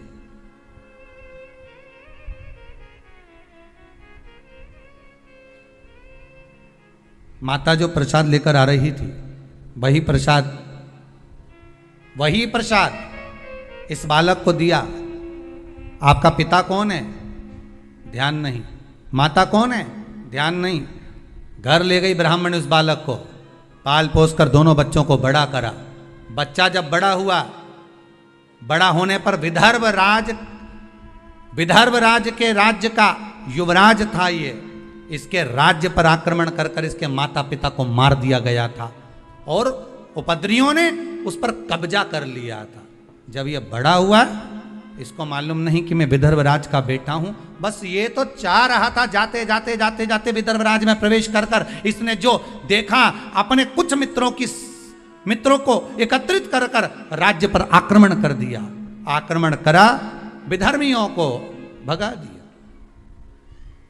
खुद राजा बनकर बैठ गया। जब ये बालक राजा बनकर बैठा तो ब्राह्मणी का जो पुत्र था उसको मंत्री बना लिया। पर इसको समझ नहीं आया, मेरा इतना बड़ा राज्य सब चले गया था, मुझे ये तक नहीं मालूम था कि मैं एक युवराज हूं, मैं एक नगर का राजा का पुत्र हूं, मुझे कुछ भी नहीं मालूम था। फिर आखिर मुझे ये सब कुछ वापस कैसे प्राप्त हो गया, ये समझ में नहीं आया कि इतना वैभव, इतना धन, इतनी दौलत, इतनी संपदा मुझे कैसे मिल गई, कारण क्या है उसके पाने का, मुझे क्या कैसे मिला है, ये कैसे प्राप्त हुआ है मुझे।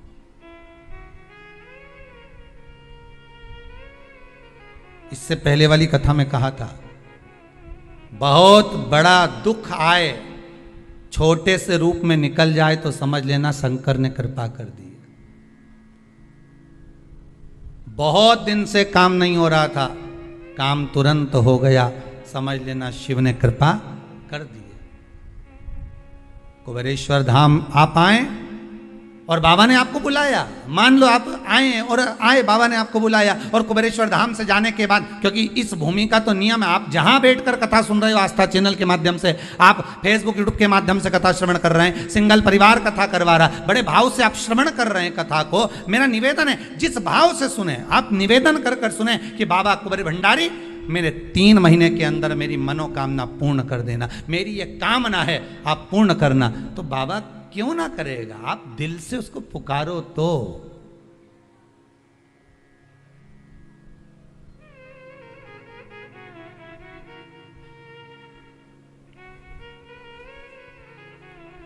आप दिल से उसको पुकारो, क्यों नहीं आएगा। मेरे भोले तेरा सहारा है, मेरी नैया का तो किनारा है, मेरी नैया का तो किनारा है। क्यों ना देगा वो।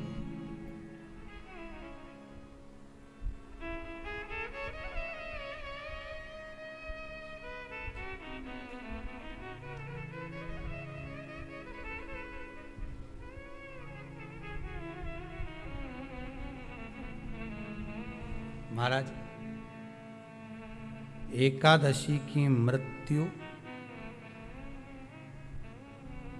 द्वादशी को दाग, ध्यान दीजिएगा, त्रयोदशी की खारी, जो ये राख जो समेटी जाती है, कोई समेटने जाए ना जाए, तीसरा त्रयोदशी पर अगर पड़ भी गया तो महाराज उसकी राख समेटने की जरूरत नहीं पड़ती, शंकर उसकी भस्म अपने तन पर अपने आप रपट लेता है, अपने आप। त्रयोदशी मतलब प्रदोष, प्रदोष के दिन भगवान शिव उस भस्म को अपने तन पर धारण कर लेता है, जो मिल जाए शमशान में बस शिव उसको अपने तन पर, अपने शरीर पर धारण कर रहा है शिव।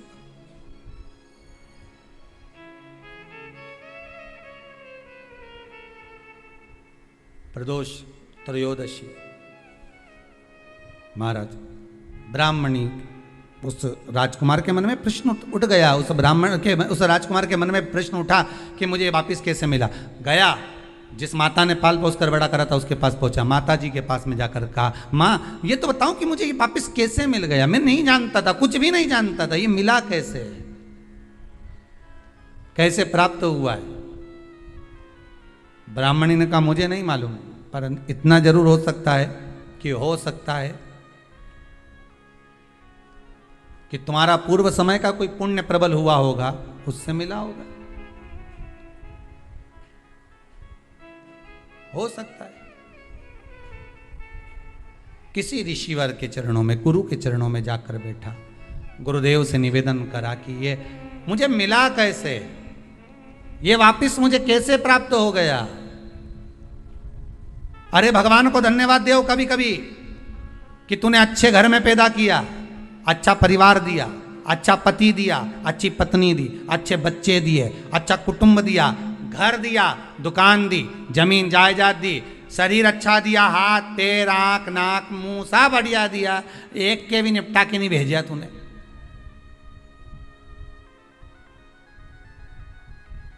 मान लो एक आध निपटा के भेज देता तो क्या झगड़ा करने ऊपर जाते? एक ही कान देता और एक गायब कर देता तो यहां से चिपका देता, तो क्या कर लेते? हाथ एक देता और एक गायब कर देता तो क्या झगड़ा करने जाते ऊपर कि मुझे ऐसा शरीर दिया? नहीं, भगवान को धन्यवाद देना कि मुझे अच्छे घर में पैदा करा, कटोरा लेके वहां चौराहे पे नहीं बिठाया, तूने अच्छा घर दिया, 2 समय की रोटी दे रहा है, खूब जोरदार शरीर दिया, भजन करने का मुहूर्त दिया, और बचा कुचा था तो ये सियोर वाला महाराज दे दिया, कथा सुनाने वाला। भगवान से प्रार्थना करना, धन्यवाद देना, गजब कराते हैं, भगवान बहुत कृपा कर। आधा समय हमारा सोने में निकलता था, अब जब से तूने कृपा कर दी, भाई लोग कहते हैं, कई लोग कहते हैं कि सियोर वाला महाराज बावला है, कहते हैं तो पगला है, बावला है।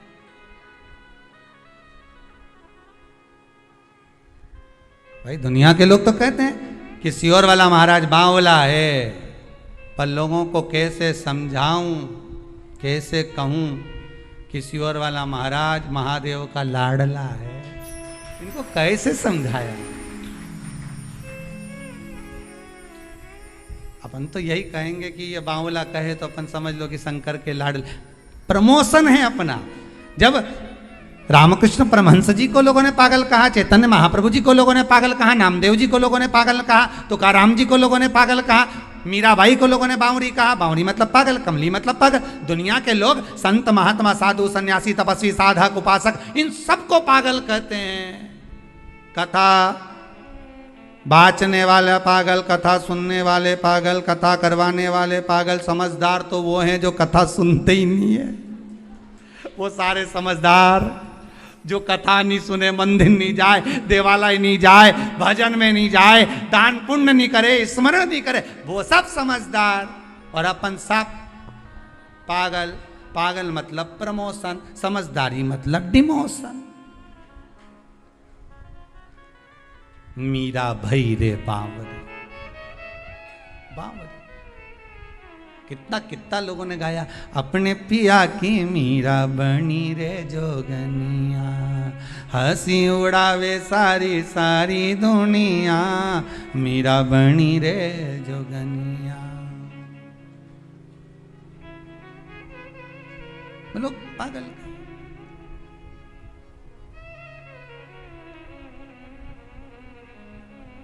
गांव का लोग मने बावरी बतावे, संगरी सहेलियां जी उंगली उठावे, हंसी उड़ावे सारी सारी दुनिया, हंसी उड़ावे सारी सारी दुनिया, मीरा बनी रे जोगनिया, अपने पिया की मीरा बनी रे जोगनिया। लोग बावरी कहे, पागल कहे, मूर्ख कहे, जो कहना कहे, जो कहना कहे, वो बावरा कहते हैं। हो सकता है हम महादेव के लाडले हो रहे हो, दुनिया हंसी उड़ाए, ताने दे, तुम तो बढ़िया जोरदार चोटी करके खूब नाचो, अलमस्त भगवान का भजन करो। भाई इस्कॉन मंदिर में जाकर देखना, हरे राम राम राम हरे हरे, हरे कृष्ण कृष्ण कृष्ण हरे कृष्णा कृष्ण कृष्ण हरे हरे, हरे राम राम राम। खूब ऊंचा कर रहे, नाच रहे, भजन कर रहे। दुनिया के लोग उनकी मोबाइल में मूवी बना रहे कि बताओ कैसे नाच रहे, पर इनको कौन समझाए। अरे मीराबाई से भी राणा ने कहा, एक जगह बैठ के क्यों नहीं भजन गाती, बार बार खड़ी हो जाके नाचने लगती है। एक जगह बैठकर भजन क्यों नहीं गाती, फिर नाचने लगती है, बार बार नाचती है। मीराबाई ने कहा, राणा तुझे कैसे समझाऊं, चाय की पत्ती के डब्बे में चम्मच रखी है छोटी सी, चम्मच दब गई नीचे, निकालने के लिए हाथ मत डालो, डब्बे को उछालो, चम्मच ऊपर आ जाएगी। उसी तरह भगवान छुपा है अंदर, थोड़ी देर नाच लो, निकल कर बाहर आ जाता है। उसको पाने का तरीका है, उसको प्राप्त करने का तरीका है। पर लोग कहें ये पागल, ये बावरी, कहे तो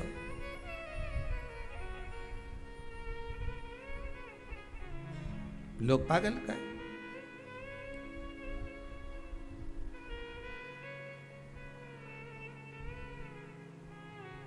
देखो साधारण भाषा में हरियाणी में कहते ना, नी में कमली होली, नी में कमली होली, रूप सलोना देख श्याम का, रूप सलोना देख श्याम का, सुध बुद्ध मेरी खोली, नी में कमली होली, नी में कमली होली, नी में कमली होली, नी में कमली होली। सुध नहीं है, विचार नहीं है, भाव, बस हृदय चित्त मन परमात्मा में रमा हुआ है, लगा हुआ है, उस चित्त को लगा कर रखा।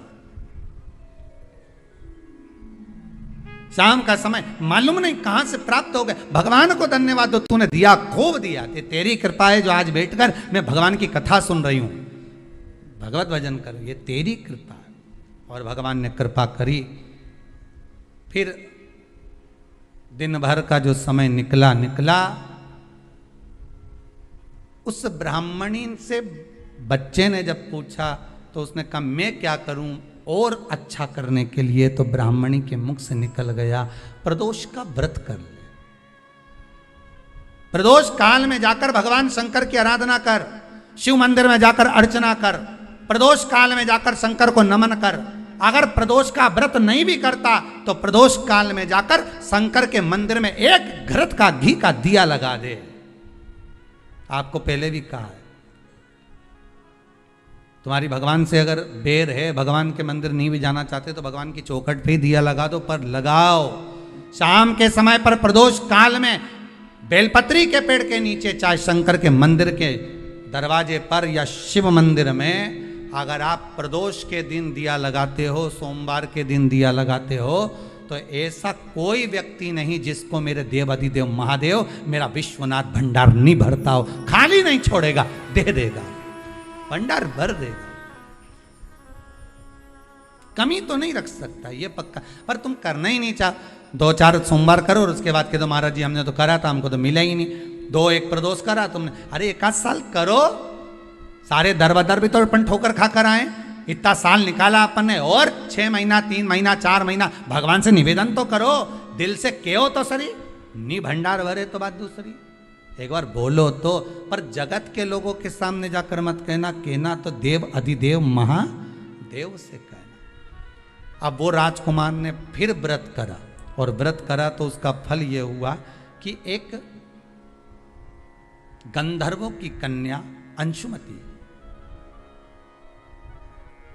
इस राजकुमार को देखकर लोभित हो गई। पिताजी ने समझाया, विवाह मत कर बेटी, अपन गंधर्व लोक में निवास करने वाले और देवलोक में रहने वाले से तू विवाह कर रही है, कहां जाएगी? देवलोक में रहने वाले इस मृत्यु लोक में निवास करने वाले से विवाह कर रही। नहीं पिताजी, मैं गंधर्व लोक छोड़ दूंगी, देवलोक छोड़ दूंगी, पर मैं विवाह उसी से करूं। पिताजी ने कहा, जो तेरा भाग्य। विवाह हो गया, राजकुमारी भी आ गई।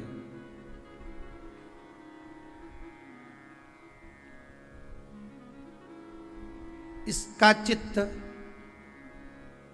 राजा में था, राजा का चित्त देवाधिदेव, जम के बोलो, महादेव में था। बहुत बहुत ध्यान रखिएगा इस कथा को। आज प्रदोष व्रत जो आपको सुनाया जा रहा है, इसको बहुत सावधानी से सुनना। पति से पूछ लेना कि आप मंदिर चल रहे हो, मैं जा रही हूं, वो कहे हाँ चल रहा हूं, या उसने कहा कि अभी थोड़ी देर से चलते हैं, ठीक है, कोई बात नहीं। बहुत मन हो उसका, आपने पूछा, दिल से कह दिया हाँ चल रहा हूं, तो ले जाओ। और अगर तुम सोचो कि हमने सुना है कि जोड़े से दर्शन करते हैं तो ज़्यादा फायदा मिलता है, और मालूम पड़े बस जोड़ा के चक्कर में यहाँ सिर फोड़ा हो जाए, नहीं?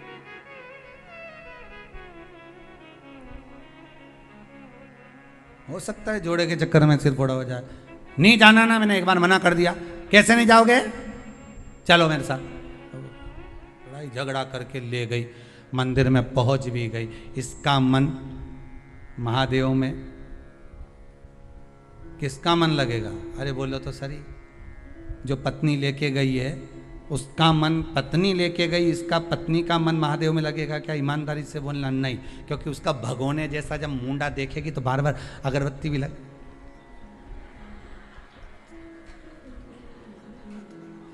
प्रेम से पल्लू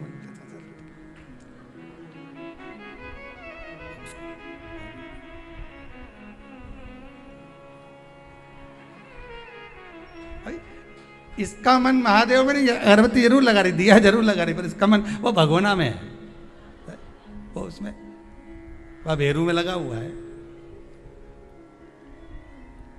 मन लगे ही नहीं, वो लगा है। और उसका मन किस में लगा है? आ तो गया, उसका मन किस में लगा है? महादेव में। इनके चक्कर में आया, इसका उसमें, उसका इसमें लगा है। कौन से महाराज ने बताया था इसको प्रदोष का व्रत? शंकर जी से पूछ रहा, और शंकर जी बोल दे सीवर वाला बताया, आकर बोल दे, मान लो। ये सबसे पहला टिकट यहीं का कटाएगा। कहाँ जाना था? सीवर जाना, कुबेरेश्वर महादेव, वहीं मिलेगा वो। अभी ढेर सारे ढूंढ रहे होंगे काली मिर्ची वाले महाराज। अब रे का, अरे भाई शंकर की उपासना करो, भगवत भजन का रस तत्व ग्रहण करो, जीवन में उतारो शंकर की चरित्र को, शिव महापुराण के उस पावन चरित्र। इसका चित्त देवादिदेव महादेव में लग गया, मन हो।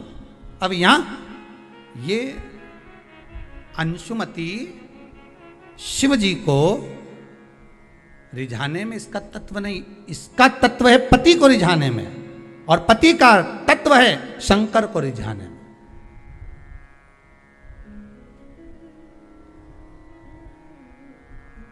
शिव को रिझाने में पति। आज अंशुमति को साथ लेकर शिव मंदिर में पहुंच गए। पत्नी ने पूछा, अंशुमति ने पूछा, स्वामी क्या ये बताओ, शंकर को प्रदोष काल में पूजने के लिए आप आए हो, ये शाम का समय तो भ्रमण का होता है, आप हमें कहीं और भ्रमण करने लेकर जाते तो आनंद की अनुभूति होती, पर प्रदोष काल में आप तो शिव मंदिर में लेकर आ गए हमको। इसका मन इसमें है, इसका मन इसमें। बहुत ध्यान देना कथा पर। जिसका मन जहां लगा हो उसको वहीं छोड़ दो जी। आपका मन शंकर में लगा है तो शंकर में लगा कर रखो, उनका मन घर में लगा है तो उनको घर में ही लगा के रखो, ठीक है। आपका मन शिव में नहीं है ना, क्यों? उसका कारण है, हम इसको अगर वहाँ से निकालेंगे, इसका मन तो उसमें लगा हुआ है, और उधर से निकाल कर अगर हम इधर जोड़ेंगे तो इसको जोड़ तो देंगे, पर ये मन से जो कछोटेगा, मन से भगवान का नहीं हो पाएगा। परमात्मा, गुरु और माता पिता ये एक ही बात कहते हैं कि भले तुम 2 क्षण के लिए मिलो, पर दिल से मिलो, हृदय से मिलो, मन से मिलो। 2 क्षण के लिए आओ भले, पर दिल से आइए, मन से आइए।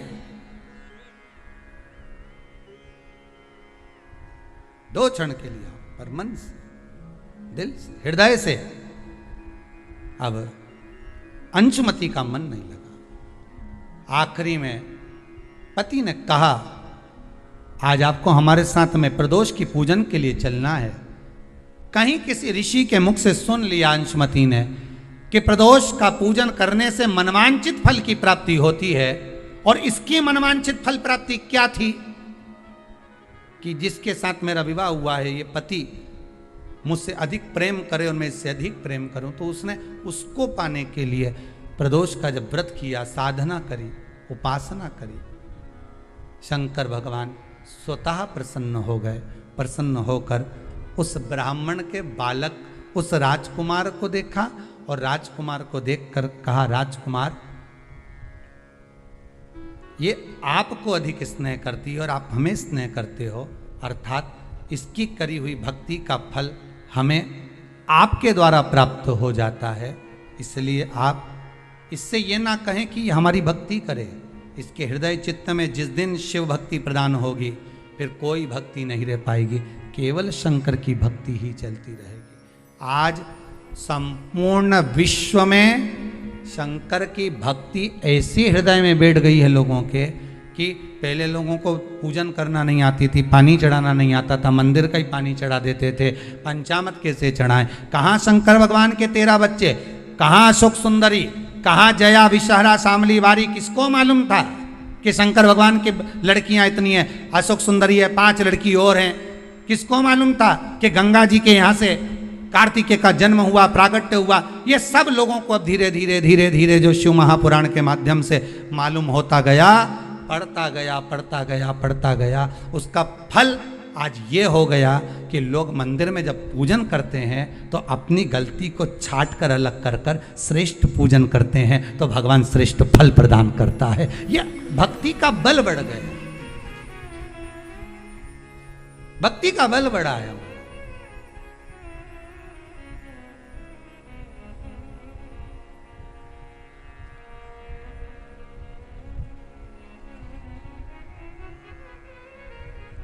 पूजन करें प्रदोष काल में, शिव की आराधना करें।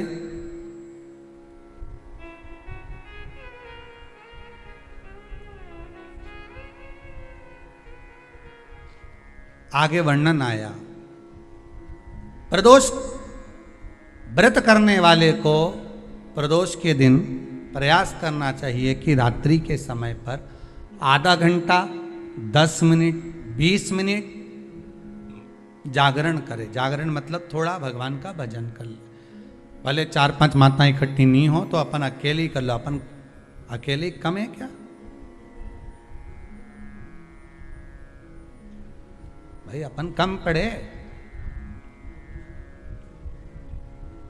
आराधना अकेले भी करो, जागरण करो।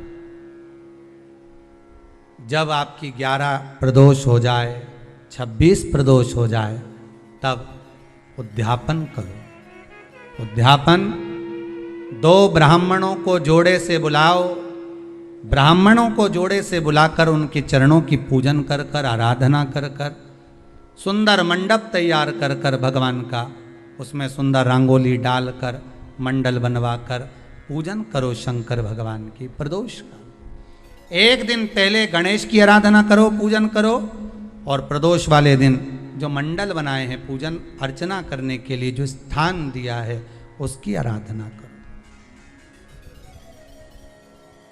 खीर की आहुतियां दीजिए 108 बार। जो ब्राह्मण आए उनके माध्यम से मंत्रों द्वारा पूजन कराकर खीर की आहुतियां दीजिए शिव नाम महाराज। फिर ब्राह्मणों को जोड़े से भोजन कराकर, चरणों को नमन कर कर, दक्षिणा प्रदान कर कर, निवेदन कर कर ब्राह्मणों से कहें, हे ब्राह्मण देवता, आप हमें आशीर्वाद प्रदान करें कि जिस प्रदोष का हमने व्रत किया है उस व्रत का पुण्य फल हमें प्राप्त हो। ऐसा ब्राह्मण चरण को नमन कर कर, प्रणाम कर कर उनसे अपने मस्तक पर अक्षत छुड़वाएं। फिर नमन कर कर, भोजन कराकर विदा करें। शाम को भगवान का जागरण करें। ऐसे प्रदोष व्रत का उद्यापन कर अपने जीवन को सार्थक बनाएं। ऐसा सुंदर प्रदोष व्रत का व्याख्यान वर्णन स्कंद पुराण में करा गया। वही स्कंद पुराण का प्रदोष व्रत का वर्णन आपको शिव महापुराण के इस सुंदर संवाद में किया गया। मैं बहुत बहुत साधुवाद देता हूँ पटना बिहार में विराजमान श्री विजय कुमार जी, गीता जी सिंघल जी को, जो इतनी सुंदर कथा भाव और भक्ति से व्रत शिव महापुराण की कथा, जिसको माताएं सुनने के लिए तरस रही हैं, और कई जगह पर तो माताएं दिन में नहीं सुन पा रही तो रात को मोबाइल पर सुन रही हैं। बहुत बहुत साधुवाद है साहब। व्रत की महत्वता आपको मालूम पड़ रही है, उसके लिए मेरा धन्यवाद है। साथ में ही प्रतिनिधि के रूप में विराजमान ओम प्रकाश जी बाटी जी को